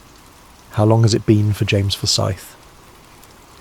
In our timeline, it's been 12 years, but in whatever temporal prison he occupies, has it been 12 years, 12 days, 12 seconds? Does time even pass consistently there? The Pentagon sealed the facility, upgraded the containment systems properly this time, with generators that actually match the required specifications, closed the case, classified the incident, and went back to studying their impossible object as if nothing had happened. Business as usual in Sector Silver. Ending. The final message from Forsyth. Lena publishes her investigation in November of 2023. She releases everything, all the documents, all the photos, all the testimony, the 1993 SAP approval, the 1968 sheep deaths and their impossible causes, Paul Howard's account of Sector Silver, Derek Whiteman's description of the object being transported, the sub-level diagram showing the facility 800 feet underground, the procurement logs proving inadequate containment equipment, the access logs showing Forsyth's final moments, the Skull Valley footage showing a human figure trapped inside a temporal distortion, and most damning, the leaked Pentagon memo discussing him as subject and describing his displacement as valuable data. A major online news outlet runs the story. The headline reads, "Secret military facility trapped scientist in time. Pentagon covered it up." It goes viral immediately. Millions of people read about Sector Silver, about the temporal anomalies, about James Forsyth's disappearance and the government's deliberate decision to abandon him to his fate. The Pentagon issues a statement within hours. The claims in this article are based on misinterpretations of publicly available documents and unsubstantiated conspiracy theories. Dugway Proving Ground is a chemical and biological defence facility operating under standard safety protocols. The disappearance of Mr. James Forsyth is a tragic missing person case with no connection to classified programs. No such facility as Sector Silver exists. The documents presented appear to be fabrications or creative misinterpretations of legitimate technical materials. The Department of Defense does not comment on rumours regarding special access programs. It's the response Lena expected. Denial, dismissal, the usual playbook. Claim the documents are fake. Call the sources unreliable. Suggest the journalist is conspiracy-minded. Move on and hope the news cycle buries the story within a week. Congressional representatives call for investigations. The Pentagon stonewalls. Requests for information are denied on national security grounds. The intelligence committees receive classified briefings. Whatever they're told is convincing enough that no further action is taken. The story fades from the headlines after 2 weeks. New crises emerge. The public attention moves elsewhere. Lena's article becomes one more conspiracy theory in the endless stream of internet speculation about secret government programs. But Rachel Forsyth reads every word, watches the Skull Valley footage 200 times, studies the photo of the figure trapped in the temporal distortion, recognises her husband's stance, his posture, the way he holds his arm when reaching for something. She knows that's James, knows he's alive, knows he's been trying to reach her for 12 years, and she finally has an answer to the question that's haunted her all this time. He didn't abandon her, didn't wander off into the desert to die. He was taken, stolen, pulled into a place where she can't follow. 3 months after publication, in February of 2024, something impossible happens. Lena Hartman receives a voicemail on her cell phone. The call comes at 3:14 a.m. She doesn't hear it ring. Her phone is on silent, charging on her nightstand. She just wakes up at dawn to a notification that she has one new message from an unknown number. She plays it, half asleep, expecting spam or a wrong number or maybe a source with new information. Instead, she hears a voice. It's distorted, heavily distorted, interference that sounds like the audio equivalent of the Skull Valley footage, crackling that rises and falls, warping effects that make words stretch and compress, white noise that roars like an ocean, as if the sound itself is being transmitted across some impossible distance, through barriers that were never meant to be crossed from a place where normal physics doesn't apply. But beneath all that distortion, beneath the interference and the noise and the temporal warping, she recognises the voice. She's listened to interviews with James Forsyth's wife, heard Rachel play recordings from his time at Dugway, home videos, voicemails he left when working late, the sound of him laughing at a family barbecue. She knows that voice, and hearing it now coming through her phone at 3 a.m. makes her heart stop. Lena, it's James. I'm not dead. The interference surges, almost drowning out his next words. I know what you published. I know you're trying to understand what happened. I can see your world sometimes. Like looking through water, distorted but visible. I saw the article, saw Rachel reading it, saw her crying, tell her I'm sorry, tell her I tried to come back. Static roars through the recording. When his voice returns, it's quieter, more distant, as if he's moving away from some impossible microphone. They control time in Sector Silver. The object, it's a threshold, a connection point. I slipped outside the timeline when containment broke. I'm trying to get back. I can feel our world. I can sense it, but I can't reach it. The distance isn't spatial, it's temporal. I'm seconds away but years out of phase. Another surge of static. I've been here for I don't know how long. Time doesn't work right. Sometimes it feels like minutes. Sometimes it feels like decades. I can see myself from the outside. See myself in the Skull Valley footage you published. That's me. That's me reaching out, trying to find solid ground in reality. His voice breaks, a sound of pure desperation. Don't trust the Air Force report. Don't believe I'm dead. The object opened again. I felt it. Something's changing in Sector Silver. They're trying to activate it deliberately. They think they can control it now. They can't. Nobody can. It's not a machine. It's not technology. It's something else.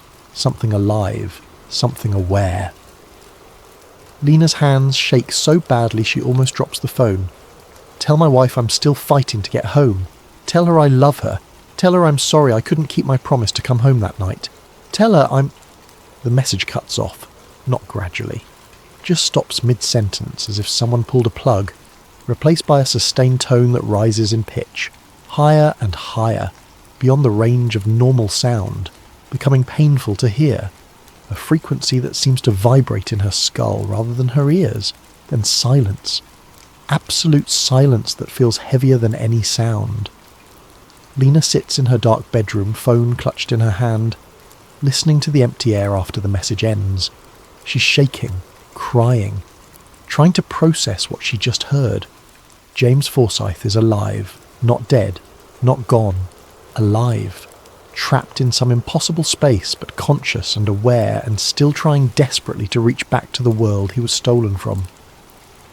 The next morning she checks military news feeds out of habit, knowing what she'll find before she even opens her browser.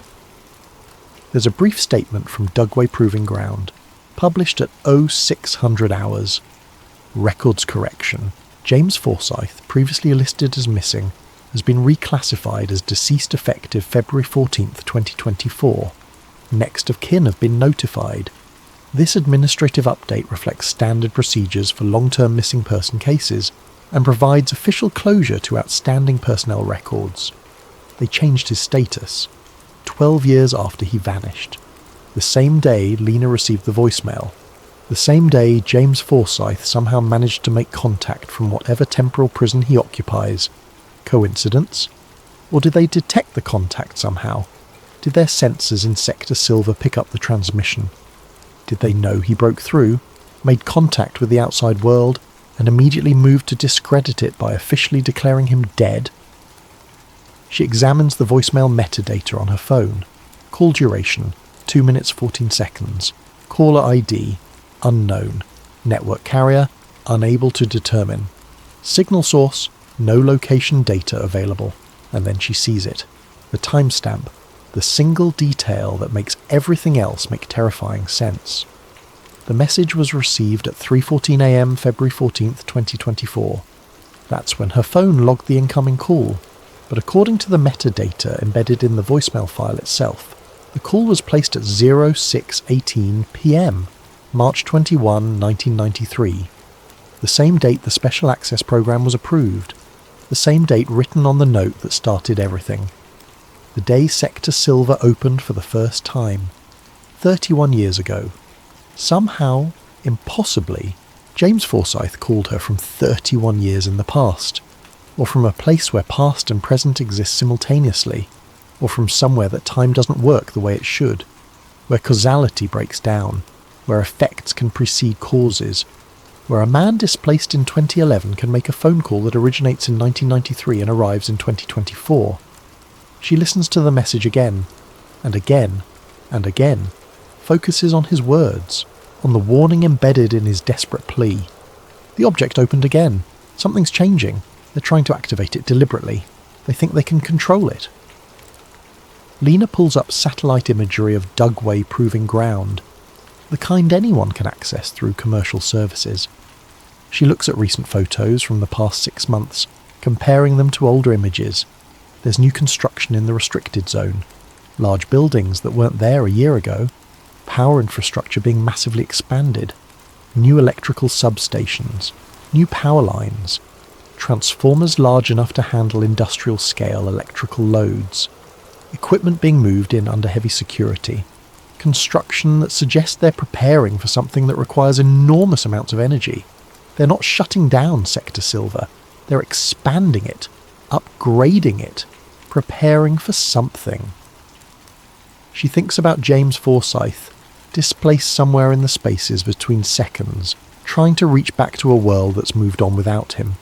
She thinks about Paul Howard, struck down before he could tell more of what he knew, She thinks about the 500 sheep killed in 1968, about the other people Derek Whiteman saw being taken away after exposure to the object, about all the disappeared personnel whose fates were never recorded, whose families never learned the truth.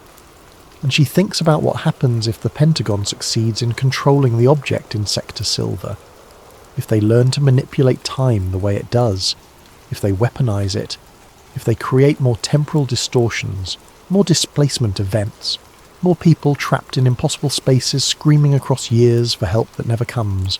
She makes a decision, starts reaching out to other journalists, scientists who understand temporal physics, congressional oversight committees, international organizations, anyone who will listen, anyone with the authority to stop this. Because James Forsyth's message contained a warning from a man who's seen what the object can do, a man who's experienced firsthand the horror of being displaced from reality, a man who's trying, with his last remaining connection to our world, to save others from his fate. And Lena intends to make sure people hear that warning before Sector Silver activates again, before more containment failures occur, before more people are pulled through into that impossible space where James Forsyth waits. She calls Rachel Forsyth, tells her about the voicemail, plays it for her over the phone. Rachel is silent for a long time after hearing her husband's voice. When she finally speaks, she's crying. He's alive. He's been alive this whole time, and they left him there. They just left him there. Yes, Lena says, but he's still fighting, still trying to get back to you. What can we do? Rachel asks. We make them answer for what they've done. We don't let them bury this. We don't let James become another forgotten victim of a classified program nobody wants to acknowledge. We fight, the same way he's still fighting. The story ends here, but in a facility 840 feet below the Utah desert, in a chamber shielded from the outside world by layers of lead and concrete and electromagnetic barriers, something that shouldn't exist continues to hum at the edge of perception. Its frequency is too low for human ears, 0.18 hertz. The same frequency the Pentagon memo identified as James Forsyth's residual temporal signature.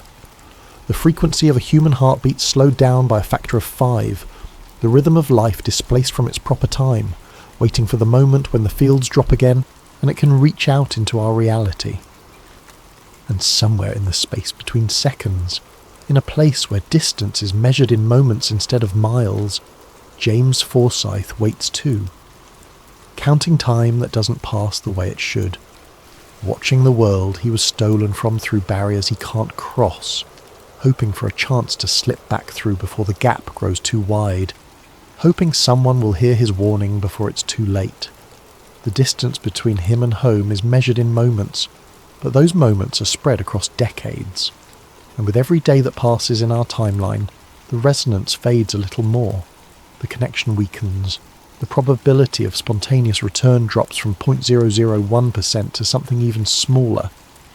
But as long as that probability isn't zero, as long as there's any chance at all, James Forsyth keeps reaching, keeps trying, keeps fighting his way back through the impossible spaces, because he made a promise to Rachel 12 years ago, on a phone call at 6:18 p.m. on September 12, 2011.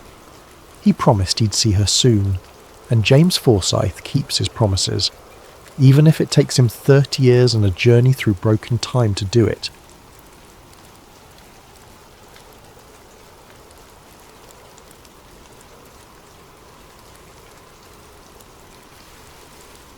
Tonight's journey takes us beneath the peaceful farmland of the Swiss-French border, into the depths of the world's most ambitious scientific experiment. A huge thank you to Javiera Miss Chouet, Ahmad, Louis-22, and Chris for suggesting we explore this topic. You asked for it, and here we are.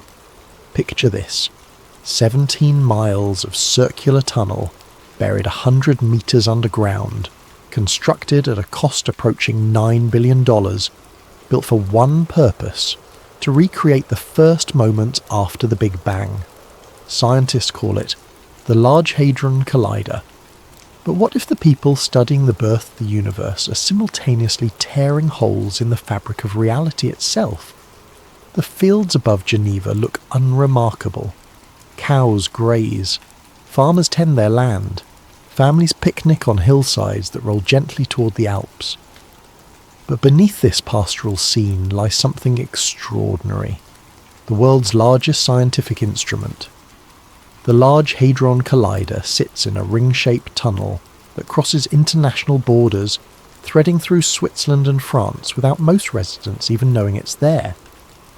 The facility is operated by CERN, the European Organisation for Nuclear Research, founded back in 1954 when the ashes of World War II were still fresh, and scientists dreamed of uniting Europe through shared discovery rather than dividing it through conflict.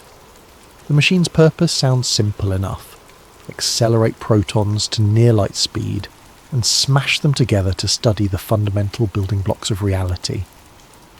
But here's where things get interesting. Since the Collider's first full power run back in 2008, a strange pattern emerged: global glitches, unexplained phenomena in the sky. The sudden rise of the Mandela effect, where millions of people remember history differently than it actually occurred. Mass digital outages that seem to cascade across continents without clear cause, and every single time when you trace the dates backward, you find the same thing. The Large Hadron Collider was running at high power. Coincidence? Maybe.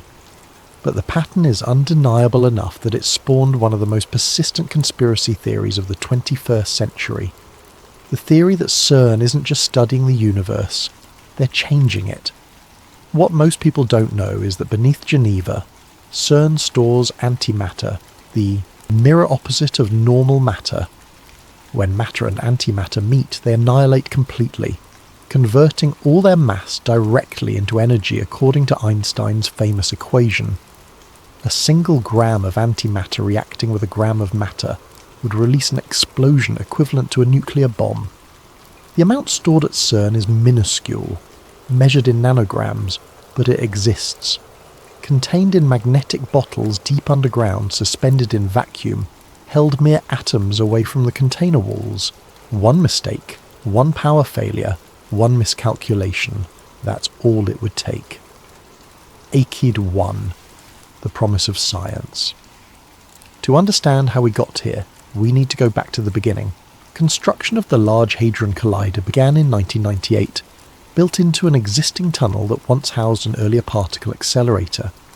The project took a decade and required unprecedented international cooperation. Thousands of scientists, engineers and technicians from dozens of countries worked together to create something that pushed the absolute limits of human engineering. The tunnel itself runs in a circle 27 kilometres in circumference, buried between 50 and 175 metres below the surface. Why underground? Because a project this massive would be impossible to build above ground, and the stable bedrock provides crucial stability for experiments that require precision down to fractions of a nanometer. But there's another reason. One CERN doesn't advertise. The depth provides natural shielding from cosmic rays and electromagnetic interference. It also provides secrecy.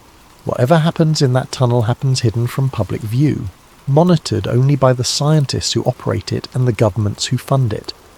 On September 10th, 2008, the moment finally arrived. The first beam of protons successfully circulated through the entire ring. Scientists at CERN headquarters erupted in applause. It was a triumph of human ingenuity, the culmination of decades of theoretical physics made real. But 9 days later, disaster struck. On September 19th, a faulty electrical connection between two superconducting magnets caused a catastrophic helium leak. Liquid helium, used to cool the magnets to near absolute zero, vaporized explosively. The resulting pressure wave damaged 53 magnets, each weighing several tons. The entire system had to be shut down. The official explanation was equipment failure, a design flaw in the electrical connections that nobody caught during testing. But conspiracy theorists noted something strange. The failure happened just days after the first successful circulation, during the initial attempts to ramp up to collision energy, as if something in the system didn't want to be activated, as if the universe itself was pushing back. Repairs took over a year. It wasn't until March 30th, 2010 that collision experiments finally began. The proton beams, travelling in opposite directions, around the ring, were guided into head-on collisions at energies of 7 trillion electron volts, 7 TeV in the shorthand of particle physics. And then they started finding things. The primary target was something called the Higgs boson, a theoretical particle predicted back in 1964 by physicist Peter Higgs and several colleagues. According to the standard model of particle physics, the Higgs boson is responsible for giving all other particles their mass. Without it, electrons, quarks, and every other fundamental particle would be massless, unable to form atoms, and the universe as we know it couldn't exist. It was nicknamed the God particle, a term physicists actually hate because it oversimplifies the science and sounds grandiose. But the name stuck in popular culture because it captured something essential. This was the particle that explained how creation itself works, the particle that holds reality together. Finding it required sifting through trillions upon trillions of particle collisions, looking for a specific signature that would only appear for a fraction of a second before the Higgs boson decayed into other particles. 2 massive detector systems, ATLAS and CMS, worked independently to avoid confirmation bias. Both teams analysed their data separately, not sharing results until they were certain. On July 4th, 2012, CERN held a press conference. Director General Rolf Hoyer stood before a room packed with scientists and journalists.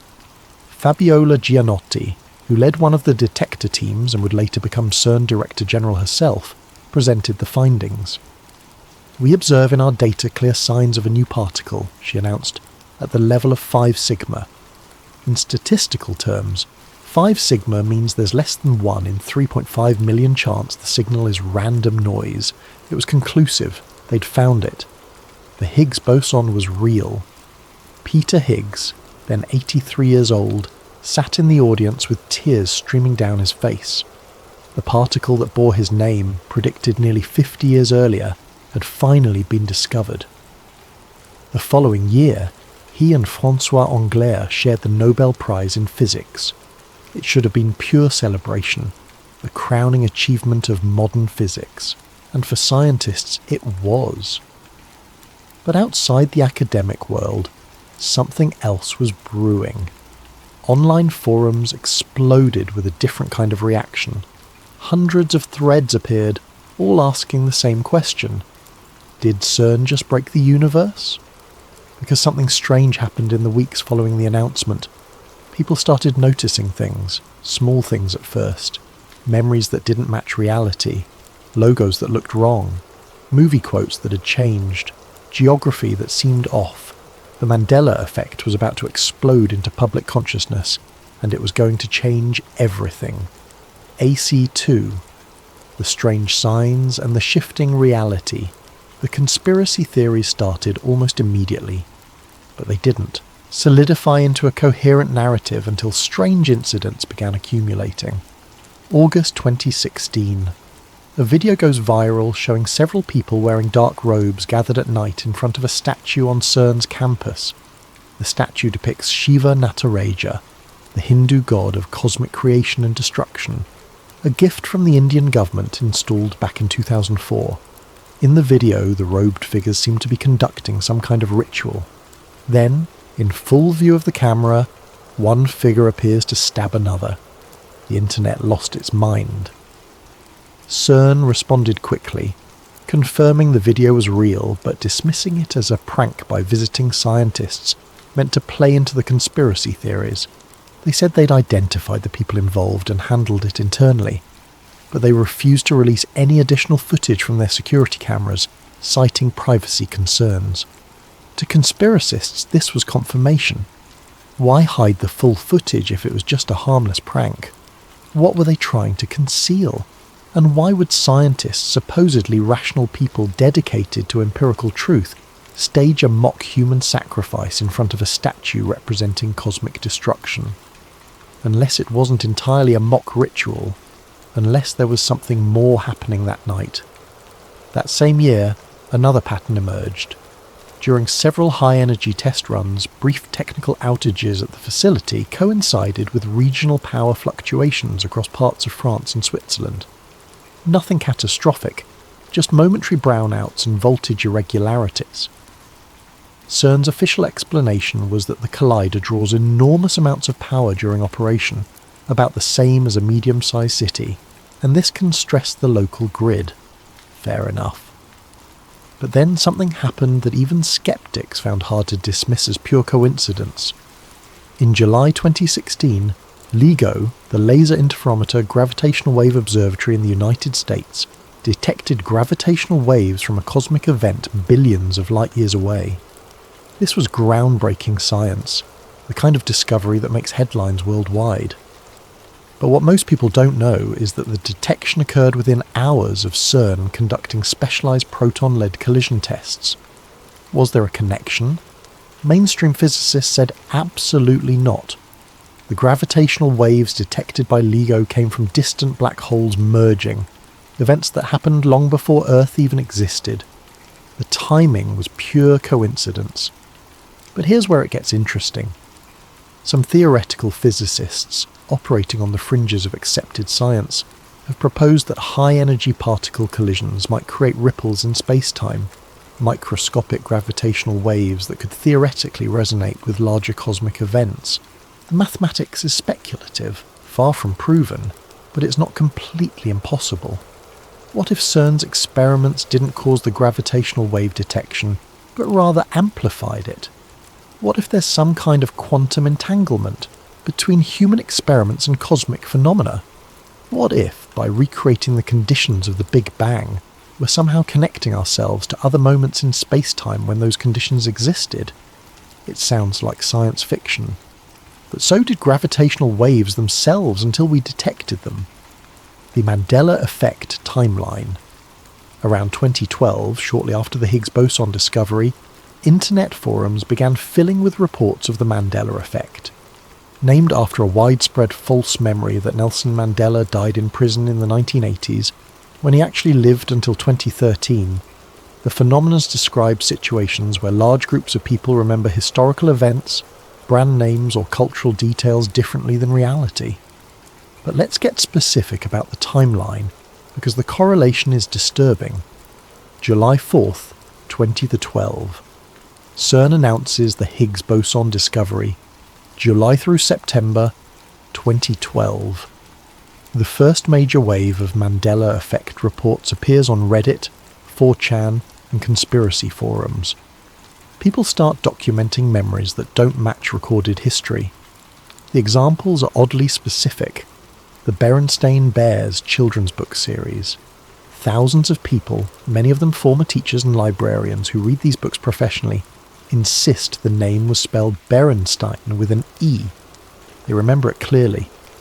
Some claim to have childhood books with the correct spelling, but every verifiable copy in existence shows Berenstain with an A. Publishers' records going back to the 1960s confirm it was always Berenstain. How do you explain thousands of people misremembering the same spelling in the same way? The Monopoly Man, rich Uncle Pennybags. Millions of people remember him wearing a monocle. If you ask someone to describe the Monopoly mascot, they'll almost certainly mention the monocle, but he never wore one. Not in any official game version, not in any advertisement, never. The image exists only in collective false memory, the fruit of the loom logo. Countless people remember the cornucopia, the horn of plenty, behind the fruit. Some remember learning what a cornucopia was specifically because of this logo. But Fruit of the Loom has never used a cornucopia in their branding. The company has confirmed this repeatedly. These are just the famous examples. The lists go on for hundreds of entries. Geography that seems wrong. Brands spelled differently than remembered. Movie quotes that changed. Historical events that happened differently than people recall. Famous people who died at different times or in different ways than collective memory suggests. And here's the thing that keeps conspiracy theorists up at night. The intensity of Mandela Effect reports corresponds almost perfectly with CERN's operational schedule. An independent researcher using the name Elias Carter did a statistical analysis that CERN refuses to address. Carter obtained the LHC's public run logs, which show when the collider operates and at what energy levels. He then scraped thousands of Mandela effect reports from various online platforms, extracting the dates when people first noticed discrepancies. His findings, major energy spikes at CERN, preceded waves of Mandela effect reports by an average of 30 to 60 days. The correlation was statistically significant, even accounting for publication bias and increased media attention. Carter's interpretation: reality shifts don't happen instantaneously. They propagate outward from the collision point, moving through space-time like ripples in a pond. People notice the changes gradually as the new timeline stabilizes and overwrites the old one. Those who notice fastest are those most sensitive to these shifts, or perhaps those whose consciousness exists slightly out of phase with consensus reality. Mainstream scientists dismissed Carter's work entirely, pointing out massive methodological flaws. The sample sizes were inconsistent, the date ranges were cherry-picked. He failed to control for social media algorithms that would naturally create clustering effects. And fundamentally, the entire premise violated established physics. But Carter had an answer for that last objection. He pointed to the measurement problem in quantum mechanics, the observer effect, the double-slit experiment showing that observation changes quantum outcomes. He argued that consciousness might play a role in collapsing quantum superpositions, and if CERN was creating conditions where multiple realities briefly overlapped, perhaps some observers retained memories from the superseded timeline. It's speculation built on speculation, but it's internally consistent speculation that explains a phenomenon mainstream science can't adequately address. Because the one thing everyone agrees on is that the Mandela effect is real as a psychological phenomenon. Millions of people do share these specific false memories. The disagreement is only about why. The D-wave connection. In 2013, the conspiracy took another turn when researchers discovered a possible connection to D-wave systems, a Canadian company building quantum computers. D-Wave's computers operate on completely different principles than classical computers. Instead of bits that are either 1 or 0, they use qubits that can exist in superposition, simultaneously representing both states until measured. The computers are kept at temperatures near absolute zero, colder than deep space, and use quantum annealing to solve optimization problems by exploring all possible solutions simultaneously across quantum states. In other words, D-Wave computers briefly create conditions where multiple computational realities exist at once. CERN announced in November 2013 that they'd be using D-Wave quantum computers to help analyse the massive data sets generated by the LHC. The partnership made sense scientifically. The amount of data produced by particle collisions is staggering, and quantum computers theoretically excel at pattern recognition and optimization tasks. But conspiracy researchers noticed something disturbing. The Mandela effect reports intensified after CERN began using quantum computing for data analysis, as if the act of quantum processing itself somehow amplified or stabilized the reality shifts created by the collisions.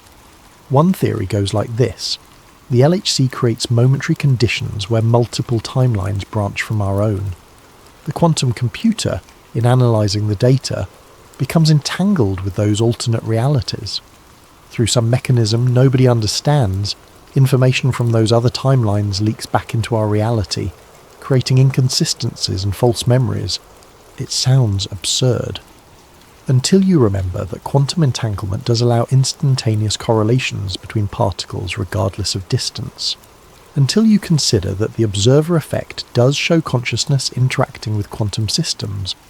Until you look at the many worlds interpretation of quantum mechanics, which seriously proposes that every quantum measurement creates actual branching universes.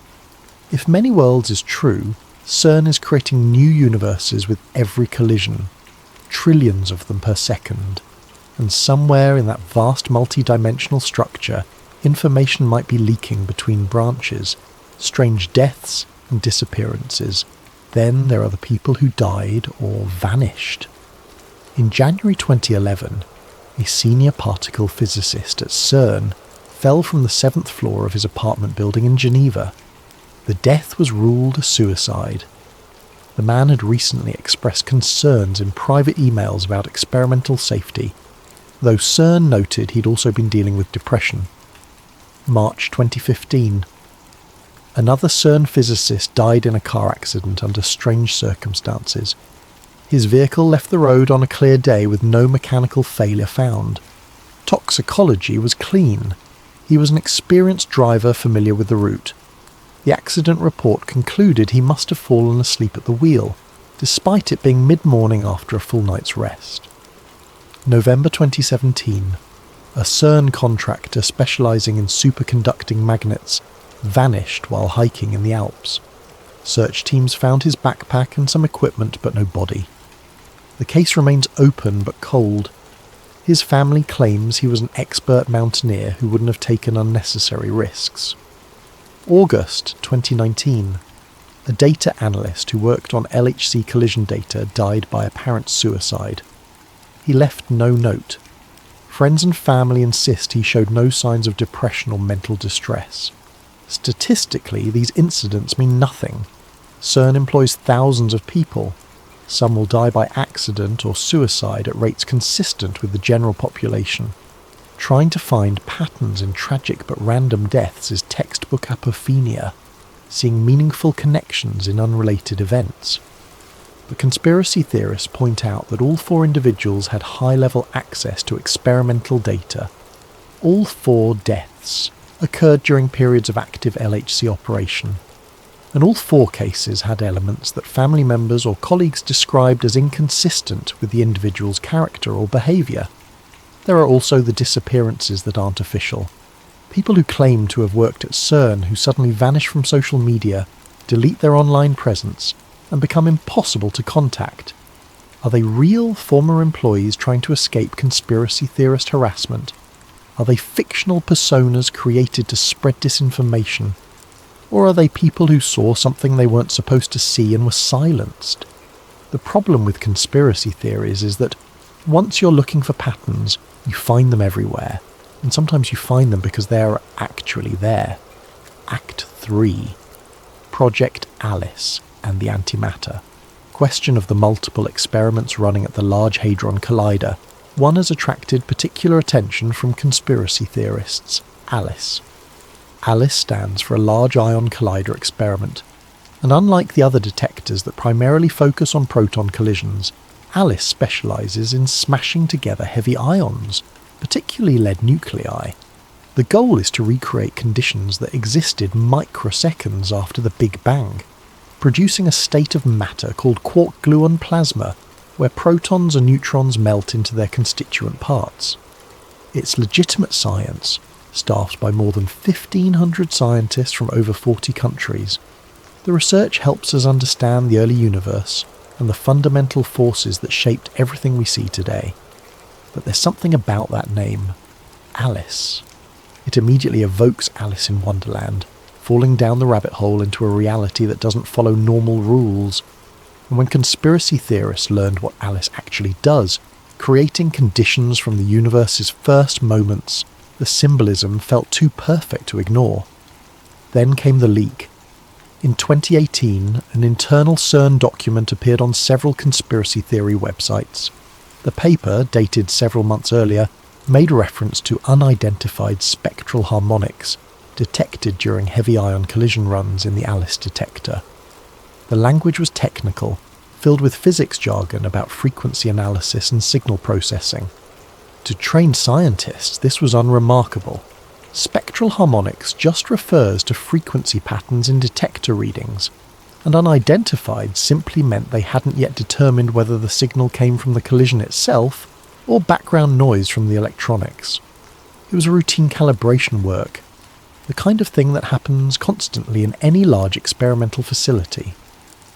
But to conspiracy researchers, those 2 words, unidentified harmonics, meant something very different.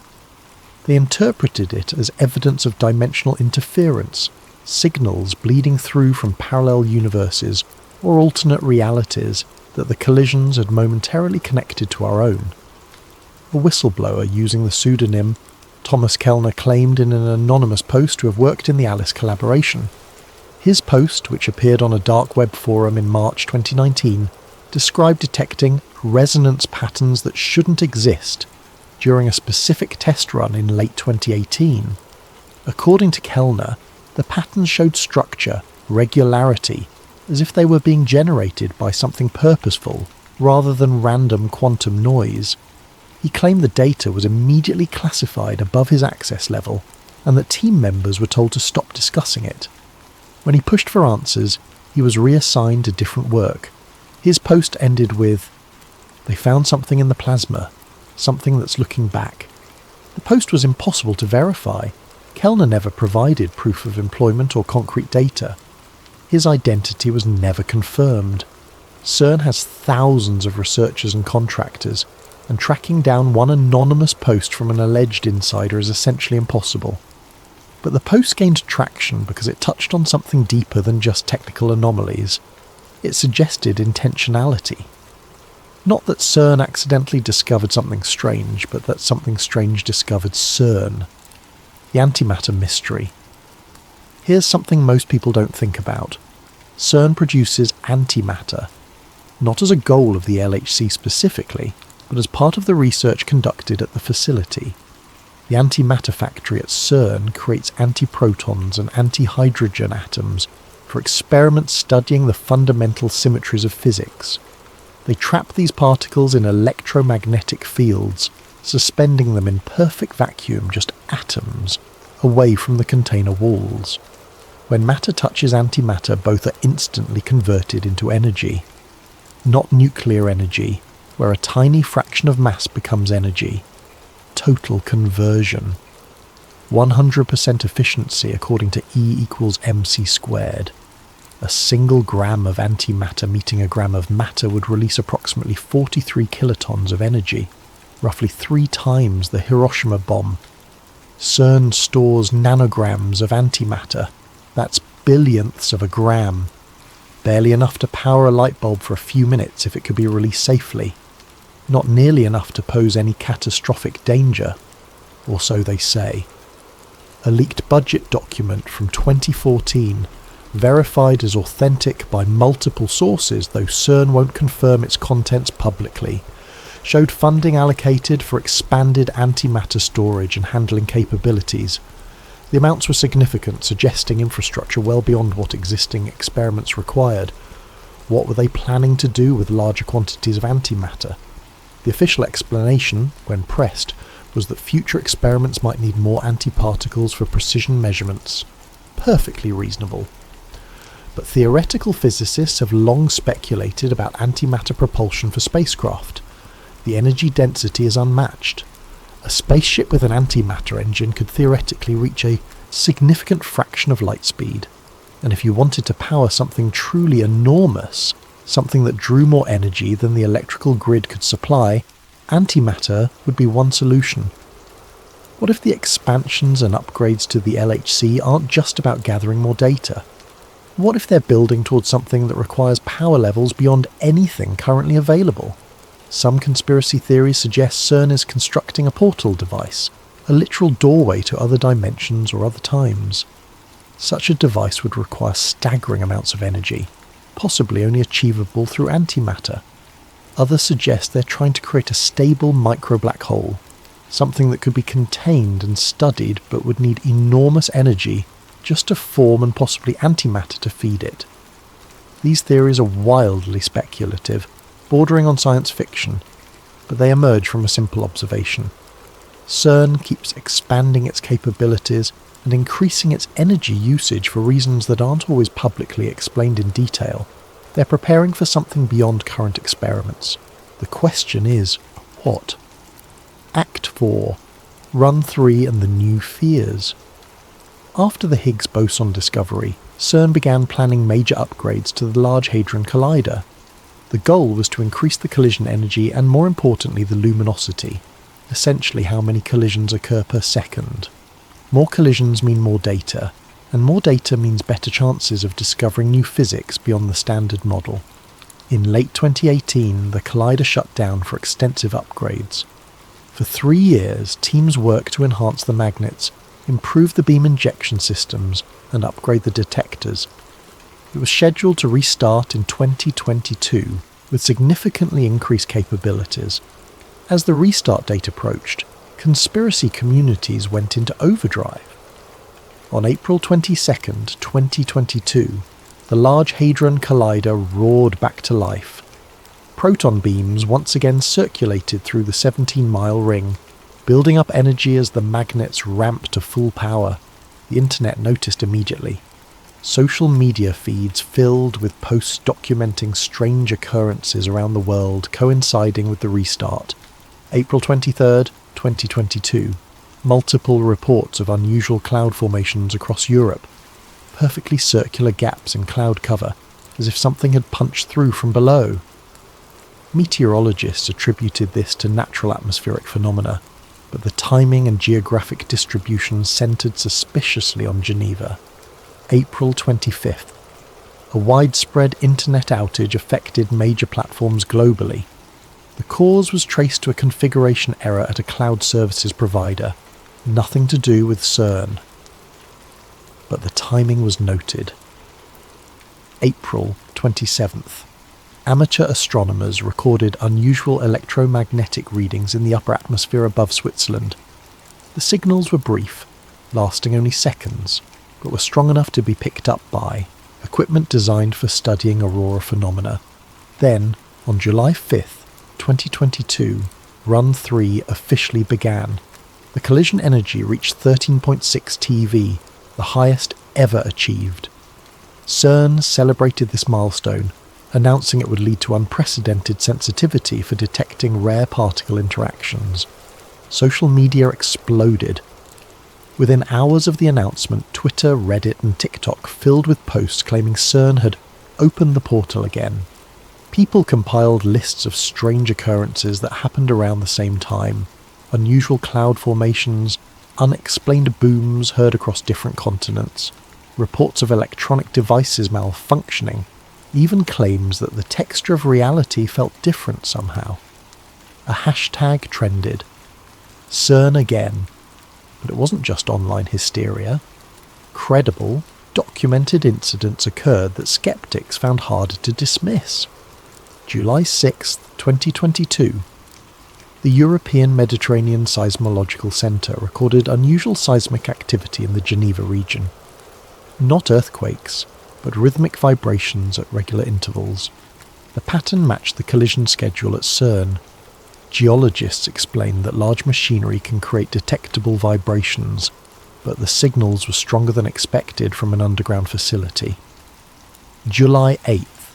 Multiple commercial airline pilots reported temporary instrument malfunctions while flying over or near Switzerland. Compass deviations, altitude indicator glitches, GPS errors. Each incident lasted only minutes, and all instruments returned to normal function.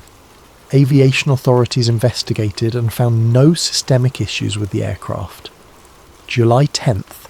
A power substation in France, about 50 kilometres from CERN, experienced an unexplained surge that tripped safety systems and caused temporary outages in surrounding areas.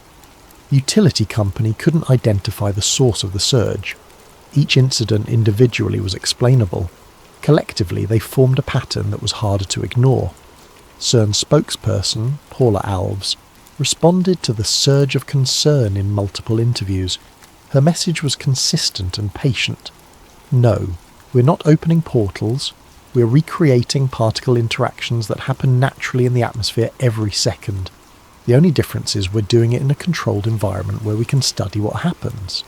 She emphasised the safety studies that had been conducted before every upgrade, the peer review process involving thousands of independent scientists, and the fundamental impossibility of the collider creating anything dangerous.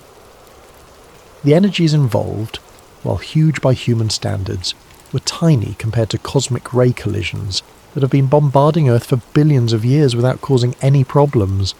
To most people this was reassuring, but to the conspiracy-minded, official denials just added fuel to the fire. The Reality Monitoring Project. independent researchers began monitoring electromagnetic data around the Geneva area using commercially available magnetometer equipment to detect fluctuations in Earth's magnetic field. Several groups claimed to have recorded anomalies that coincided with LHC operational schedules, though the data was never formally published or verified by independent institutions. One particularly detailed effort came from a group calling themselves the Reality Monitoring Project. They set up monitoring stations at various distances from CERN, ranging from 5 kilometres to over 200 kilometres away, and collected readings continuously over several months during Run 3 operations.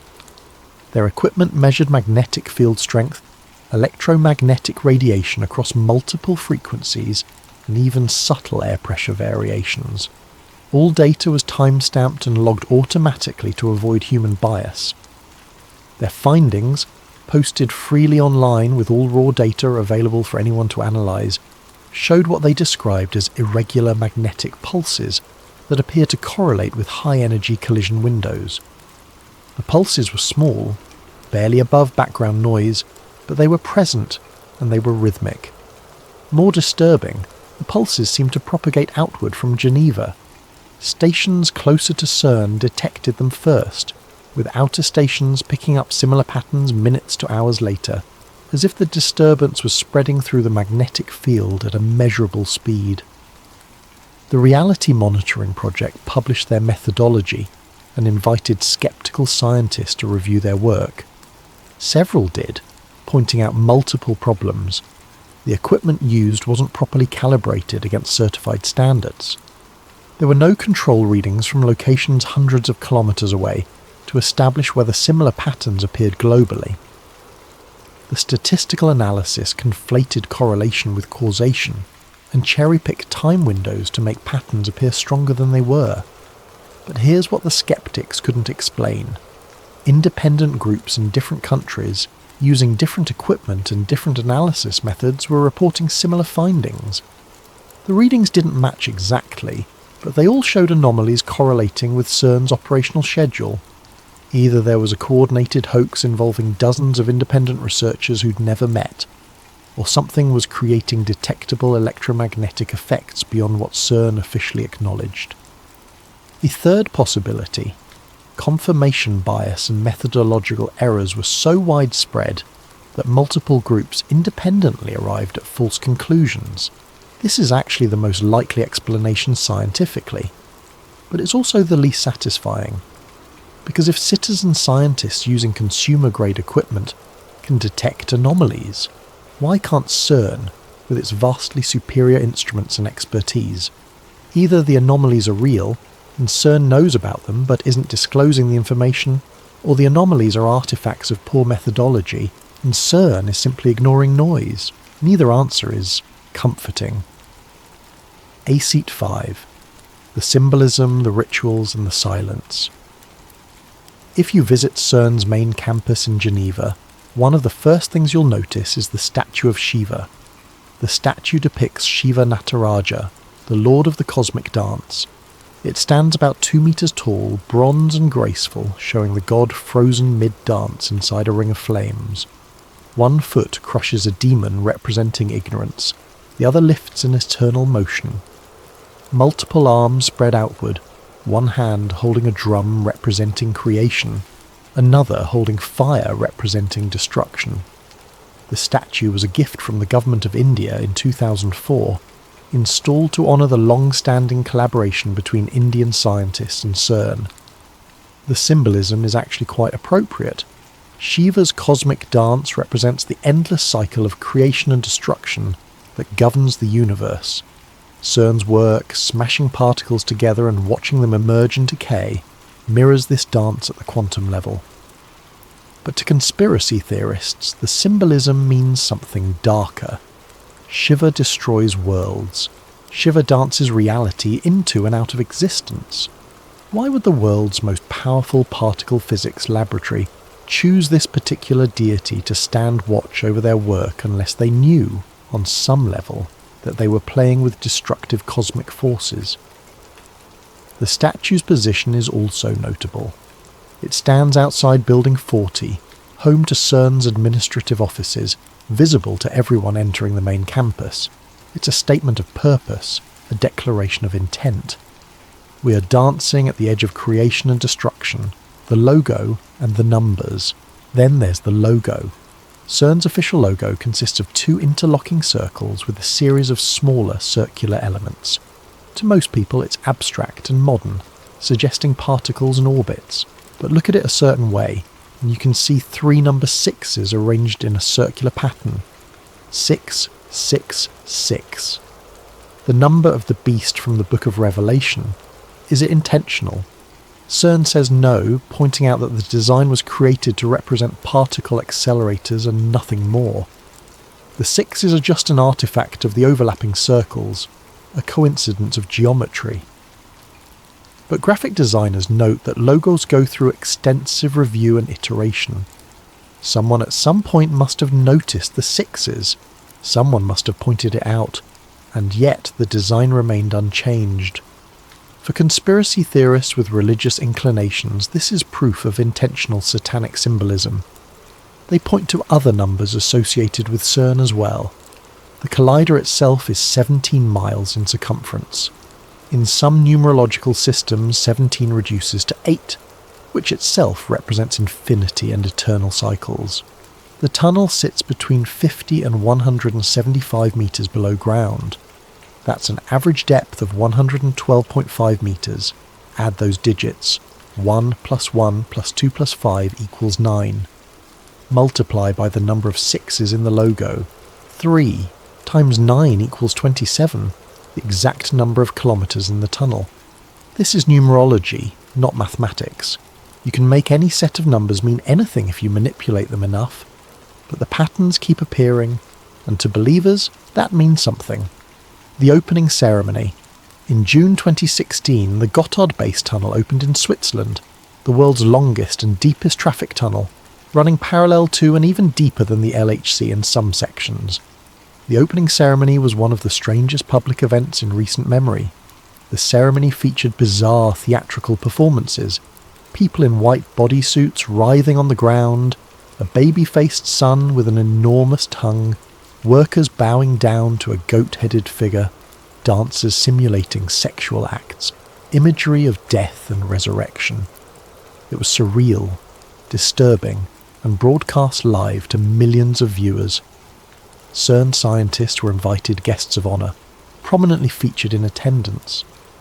The official explanation was that the ceremony represented Swiss folklore and the hard work of tunnel construction through allegory and artistic expression. The goat-headed figure was a reference to local legends, not Baphomet. The strange imagery was simply European performance art, but to conspiracy theorists, it looked like an occult ritual performed in plain sight. The symbolism echoed mystery school traditions, Masonic imagery, and satanic aesthetics. And CERN's presence connected the event to the larger narrative of scientific research as modern dark magic. A month later, the mock sacrifice video was filmed at CERN, the one supposedly explained away as a prank. The timing felt less like coincidence and more like continuation of something begun at the tunnel opening. Public relations or mocking. CERN's public outreach doesn't help quiet these concerns, at least not in the way they intend. In an effort to make their work accessible and exciting, they've produced videos and installations that play with concepts from science fiction and quantum theory. Their visitor centre features artistic representations of parallel universes, wormholes and higher dimensions. In one promotional video from several years ago, CERN scientists talk about opening doorways to new dimensions and exploring realms beyond our everyday experience. They're speaking metaphorically, using vivid language to describe abstract mathematics. But taken literally, those phrases sound exactly like what conspiracy theorists have been warning about. Another video featured a rap performance by CERN scientists, with lyrics about reaching beyond the veil and breaking through to other sides.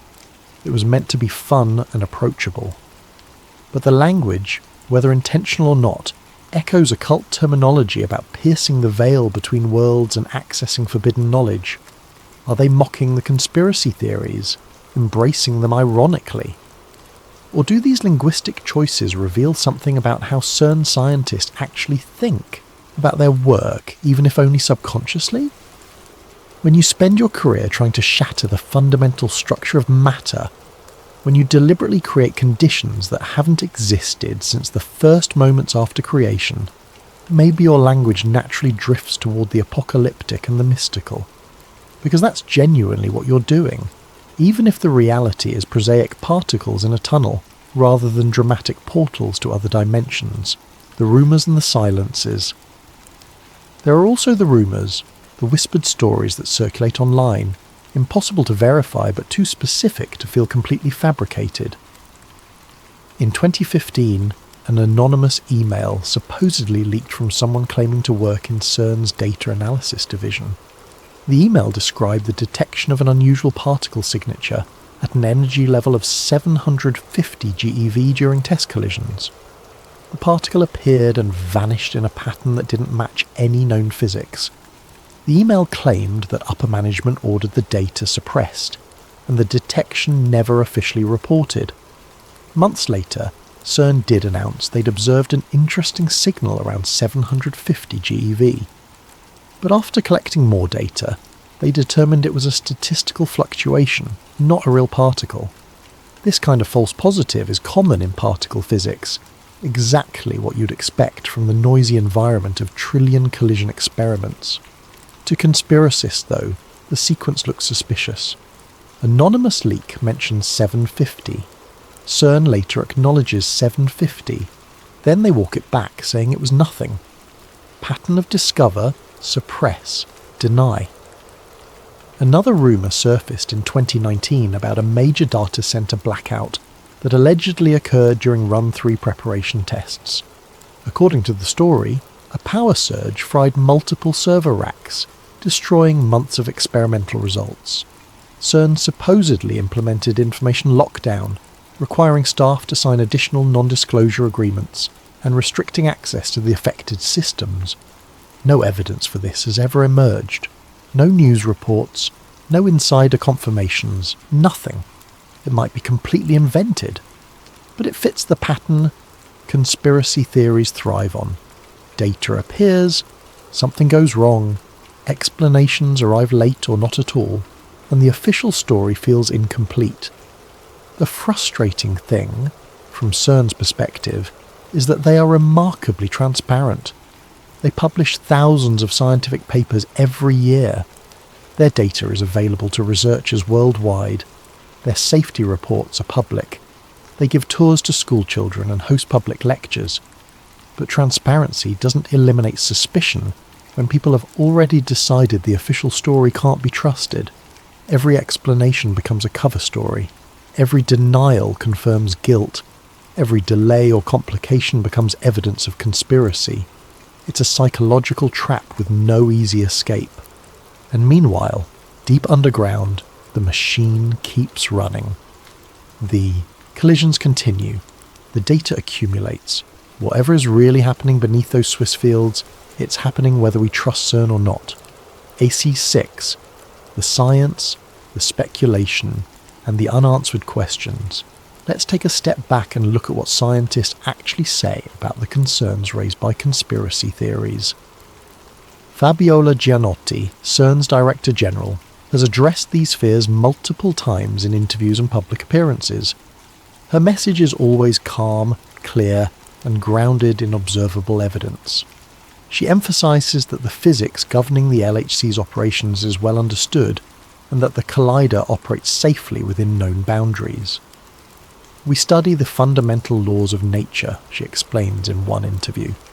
These are the same laws that have governed the universe for billions of years. We're not changing them or breaking them. We're simply observing them in controlled conditions.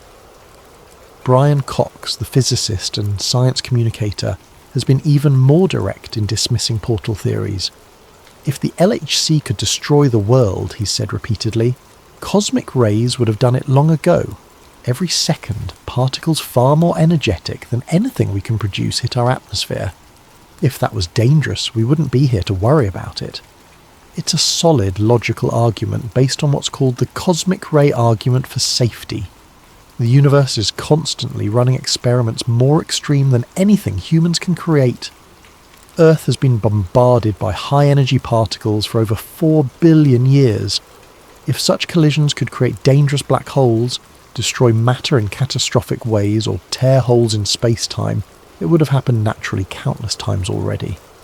The fact that we exist proves it's safe, but not everyone accepts this reasoning completely. The edge cases. Some independent theoretical physicists, while not endorsing the conspiracy theories, have raised questions about edge cases and unknowns. They point out that cosmic ray collisions, while more energetic, happen differently than collider experiments. In cosmic ray impacts, one particle moving at near light speed hits a stationary target. In the LHC, two particles moving at near light speed hit each other head-on. Does this difference matter? Probably not. The centre of mass energy is what counts, and cosmic rays still win that comparison. But could there be some exotic interaction that only manifests in carefully controlled collision geometries? The probability is extraordinarily low, but it's not mathematically zero. There's also the question of cumulative effects. Cosmic ray collisions happen randomly, scattered across the atmosphere. The LHC concentrates trillions of collisions in the same tiny region of space. Could there be threshold effects or resonance phenomena that only appear with sustained high-density interactions? Again, theoretical physicists say almost certainly not. But almost certainly isn't quite the same as certainly. Quantum consciousness. Then there's the question of quantum consciousness, a controversial idea even among physicists who take quantum mechanics seriously. Some interpretations of quantum theory, particularly the observer effect, suggest that consciousness plays a role in collapsing quantum superpositions into definite states. If that's true, even slightly, then what happens when thousands of conscious observers are deliberately smashing particles together trillions of times? Are we just observing the quantum realm, or are we participating in shaping it? Mainstream physicists overwhelmingly reject this kind of thinking as pseudoscience. Consciousness, they argue, is an emergent property of complex neural networks, not a fundamental force that influences particle behaviour. The observer effect in quantum mechanics doesn't require consciousness, just interaction with measurement devices. But the philosophical questions linger. When we observe something at the absolute limits of reality, how sure can we be that the observation itself doesn't alter what we're seeing? This is where science starts to blur into something that looks like mysticism, not because the science is wrong, but because it's pushing into territory where human intuition breaks down completely. We evolved to understand medium-sized objects moving at moderate speeds in 3 dimensions. We did not evolve to intuitively grasp quantum superposition, space-time curvature, or 11-dimensional string theory. At a certain point, even the scientists have to operate on faith. Faith that the mathematics is correct. Faith that the instruments are measuring what we think they're measuring. Faith that the theories we've constructed actually describe reality, rather than just predicting experimental outcomes. That faith is based on extraordinary evidence and rigorous testing, but it's still, at some level, faith. The mini black hole. Question 1 of the earliest fears about the LHC was that it might create mini black holes that would grow and consume the Earth. This fear was prominent enough that CERN commissioned specific safety studies before the collider's first operations. The studies concluded that even if micro black holes formed, they would evaporate instantly through Hawking radiation, a quantum effect where black holes lose mass by emitting particles. The smaller the black hole, the faster it evaporates. A black hole with the mass of a proton would vanish in less time than it takes light to cross an atomic nucleus. This is solid physics based on Stephen Hawking's theoretical work from the 1970s. The mathematics is sound. The predictions match observations of larger black holes. But here's the thing. Hawking radiation has never been directly observed. It's never been tested experimentally because we can't create black holes in laboratories. or get close enough to natural black holes to measure them precisely. The theory is almost certainly correct, but it's still theory. What if Hawking was wrong? What if there's some condition under which micro-black holes don't evaporate, or evaporate slower than predicted? If a stable micro-black hole formed and began accumulating matter, it would sink to the Earth's core through gravity. There, it would slowly consume the planet from the inside, growing larger as it absorbed more matter, until eventually nothing remained but a black hole the size of a marble with Earth's entire mass compressed into it. The timescale would be geological. It might take millions or billions of years, but it would be inevitable. CERN safety studies say this is impossible. Cosmic rays far more energetic than the LHC regularly create collisions in the atmosphere and in astronomical bodies throughout the universe. If stable, dangerous black holes could form from such collisions, neutron stars and white dwarfs would be full of them. The fact that these objects exist and are stable proves the safety of similar collisions in the LHC. It's a compelling argument, but it rests on our understanding of physics being complete and correct at these extreme energy scales. And history shows that our understanding of physics is never complete. Newton's laws worked perfectly until someone tested them at high speeds and discovered relativity. Relativity worked perfectly until someone examined the quantum scale and discovered quantum mechanics.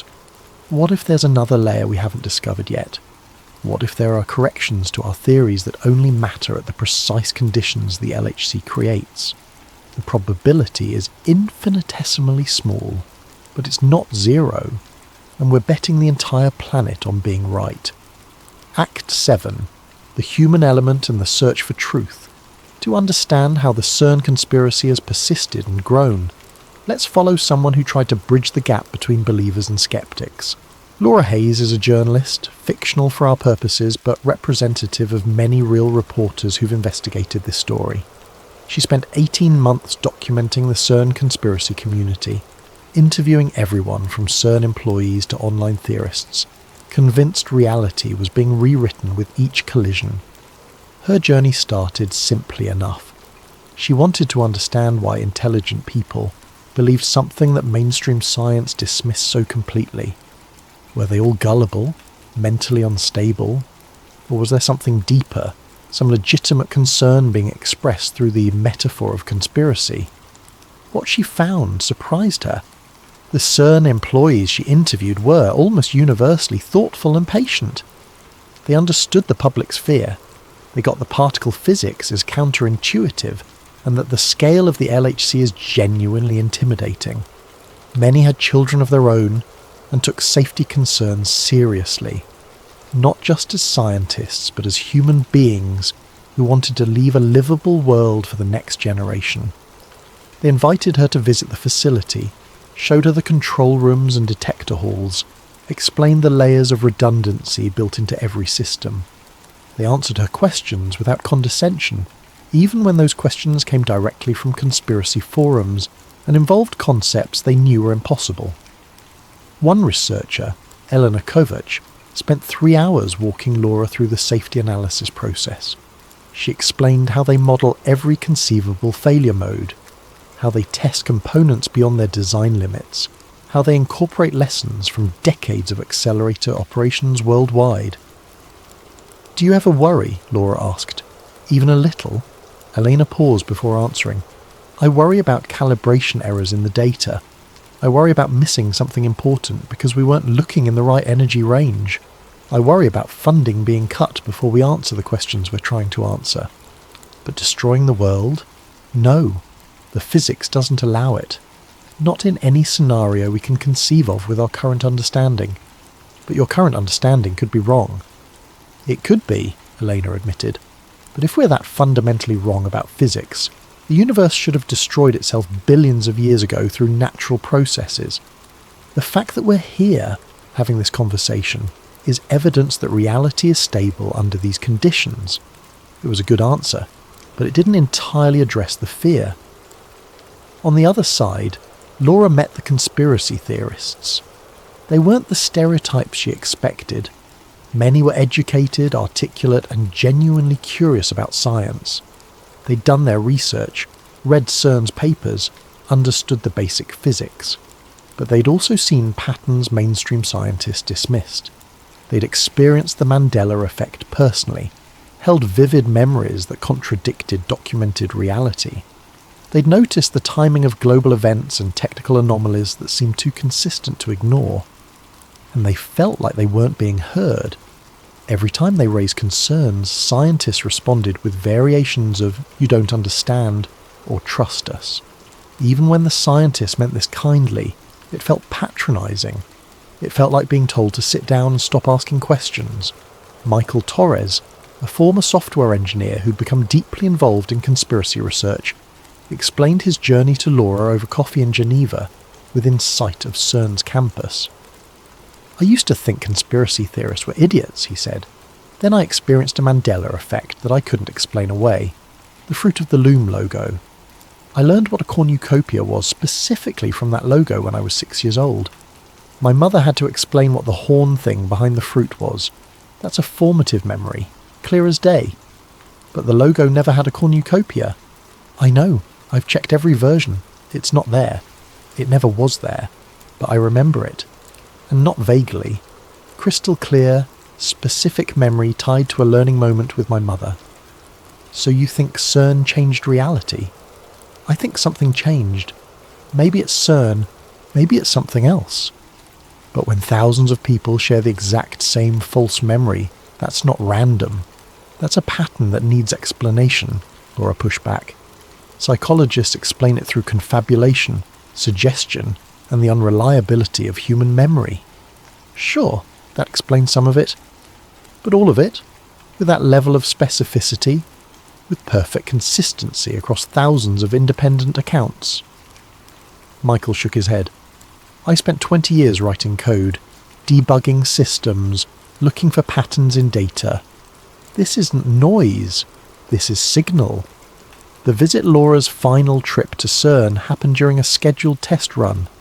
She stood in the visitor centre with a small group of tourists and journalists watching displays that showed the proton beams ramping up to full energy deep underground. The screens displayed real-time data, beam intensity, collision rate, detector readings. Numbers climbed. Graphs spiked. Somewhere below their feet, particles were being accelerated to 99.99999%, the speed of light, circling the ring 11,000 times per second before smashing together in bursts of pure energy. The guide explained what they were watching. Each collision releases about the energy of a mosquito flying, but concentrated in a space trillions of times smaller than the mosquito. That concentration is what lets us probe the fundamental structure of matter. And then something happened. Nothing dramatic, just a brief flicker. The lights dimmed for a fraction of a second. A faint vibration rippled through the floor, barely perceptible unless you were paying attention. The CERN guide explained immediately. That's the main magnets coming online to full power. They draw tremendous current. You'll notice the lights sometimes fluctuate during high-energy operations. Everyone nodded. Perfectly normal. Exactly what you'd expect.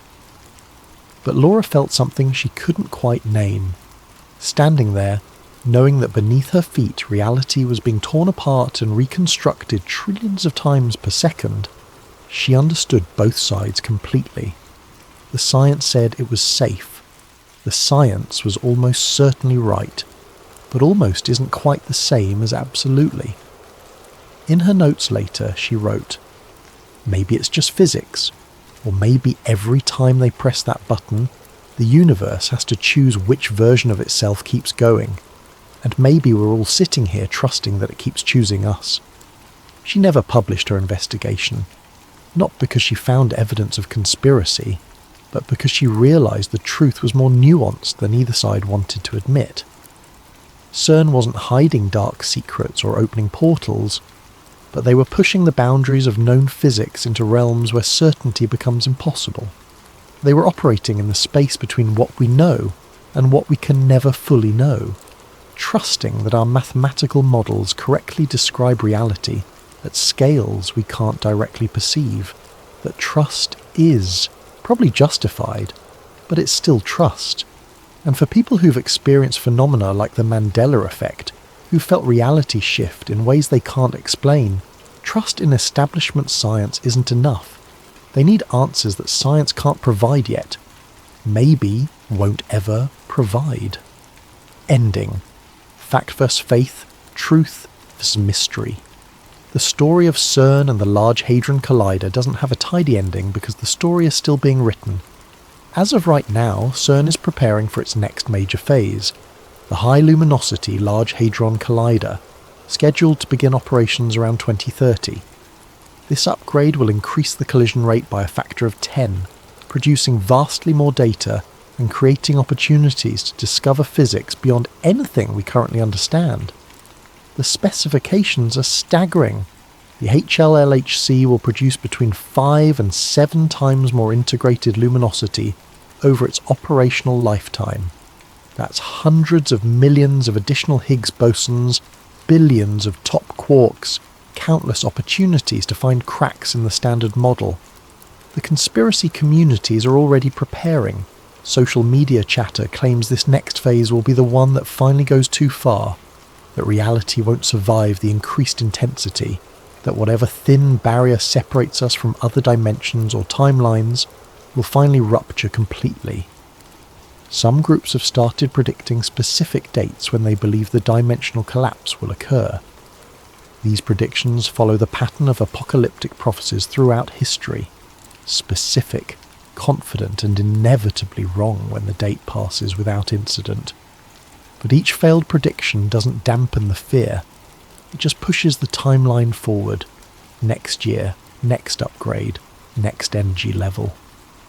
Eventually they'll be right that something happens, not because CERN actually breaks reality, but because the law of large numbers guarantees that something notable will eventually coincide with a major operation, a natural disaster, a technical failure, a geopolitical event. And when it does, conspiracy theorists will point to it as vindication. CERN responds with the same calm assurance they always have. More safety studies, more transparency, more public outreach. They're confident because the physics says they should be confident. But confidence and certainty aren't quite the same thing. Meanwhile, children tour the facility on school trips, excited by the discovery and wonder of fundamental science.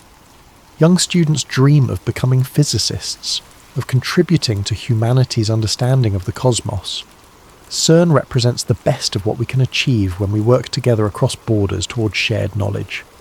And in quiet corners of the internet, people continue to document Mandela effects, strange phenomena, unexplained glitches in reality. They compare notes, look for patterns, and watch CERN's operational calendar with suspicion and fear. Both groups, in their own way, are asking the same question. What are we really doing down there? For scientists, the answer is clear. We're unlocking the secrets of matter and energy, understanding how the universe works at its most fundamental level. We're doing what humans have always done, pushing boundaries, asking questions, refusing to accept ignorance when knowledge is possible. For others, the answer is darker. We're rewriting the code of existence itself, tampering with forces that govern creation and destruction, perhaps changing reality in ways we don't even recognize because our memories change along with it. Between the magnets and the myths stands a truth that both sides might accept. We built a machine powerful enough to test creation itself. The Large Hadron Collider operates at energies that haven't existed since the first microseconds after the Big Bang. It recreates conditions that gave birth to all matter, all energy, all structure in the universe. It lets us peer into the quantum realm where reality becomes probability, and the act of observation changes what we're observing. Whether we fully understand what it's showing us remains an open question. The data doesn't lie, but it doesn't tell the whole truth.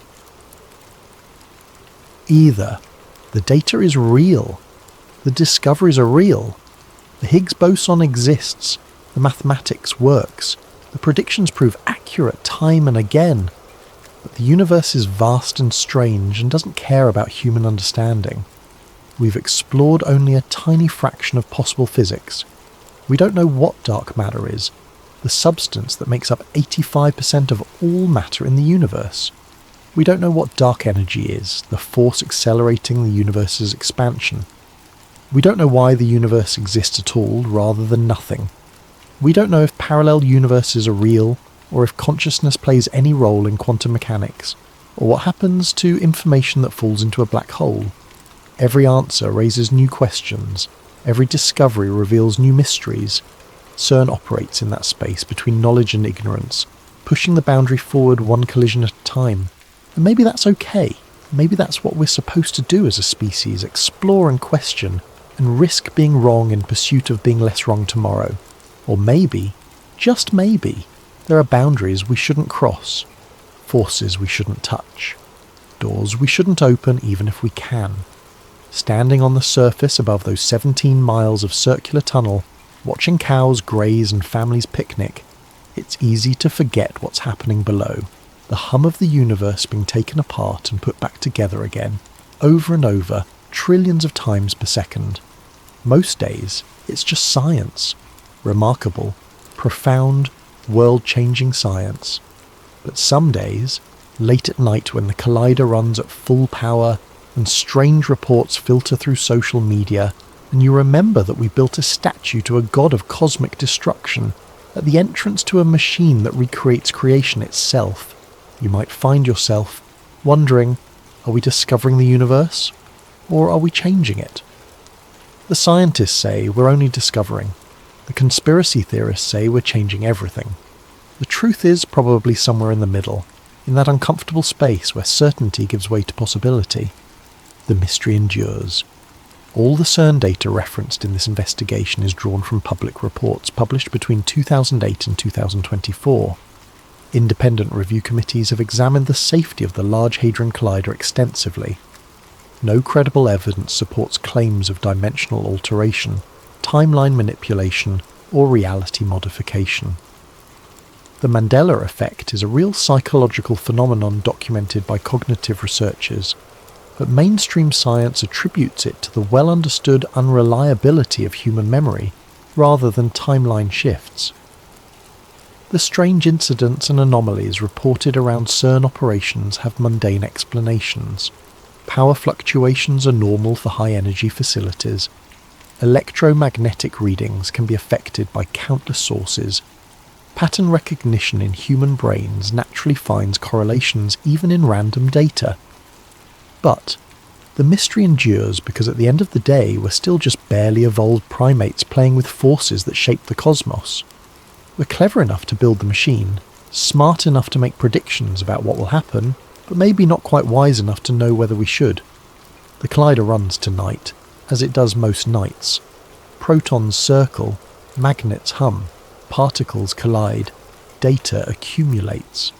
Somewhere, someone is experiencing a memory that doesn't match documented history. They're confused, disturbed, wondering if they're going crazy or if reality itself is unstable. Somewhere else, someone is measuring an anomaly they can't quite explain. A signal that shouldn't be there. A pattern in the noise that looks almost deliberate. And somewhere in Geneva, a scientist is looking at unexpected results from the latest run and wondering what it means. Are they seeing something new about the universe? An error in their analysis? Or the first hint of something they haven't even imagined yet? The universe keeps its secrets close. We keep asking questions. And beneath the peaceful fields of the Swiss-French border, the largest machine ever built continues its cosmic dance, pulling creation apart to understand how it was made, whether reality survives each collision, or quietly shifts into a new configuration, choosing one timeline over another, leaving only those memories that fit the new history is something we might never know. Because if reality changes and our memories change with it, how would we ever detect the difference? We wouldn't remember the old timeline. We'd only know this one, the one where we've always existed, where history has always been exactly as it is now, unless some people remember, unless consciousness doesn't update perfectly when reality shifts. Unless we're all leaving traces of ourselves in every timeline we pass through, phantom memories echoing across parallel worlds. The scientists say that's impossible, and they're probably right. Probably. But on nights when the collider runs at full power, and you can't shake the feeling that something is slightly wrong with the world, that reality has a faint seam you can almost perceive, if you look at it sideways, you might wonder, do you remember it differently? Are you sure you don't?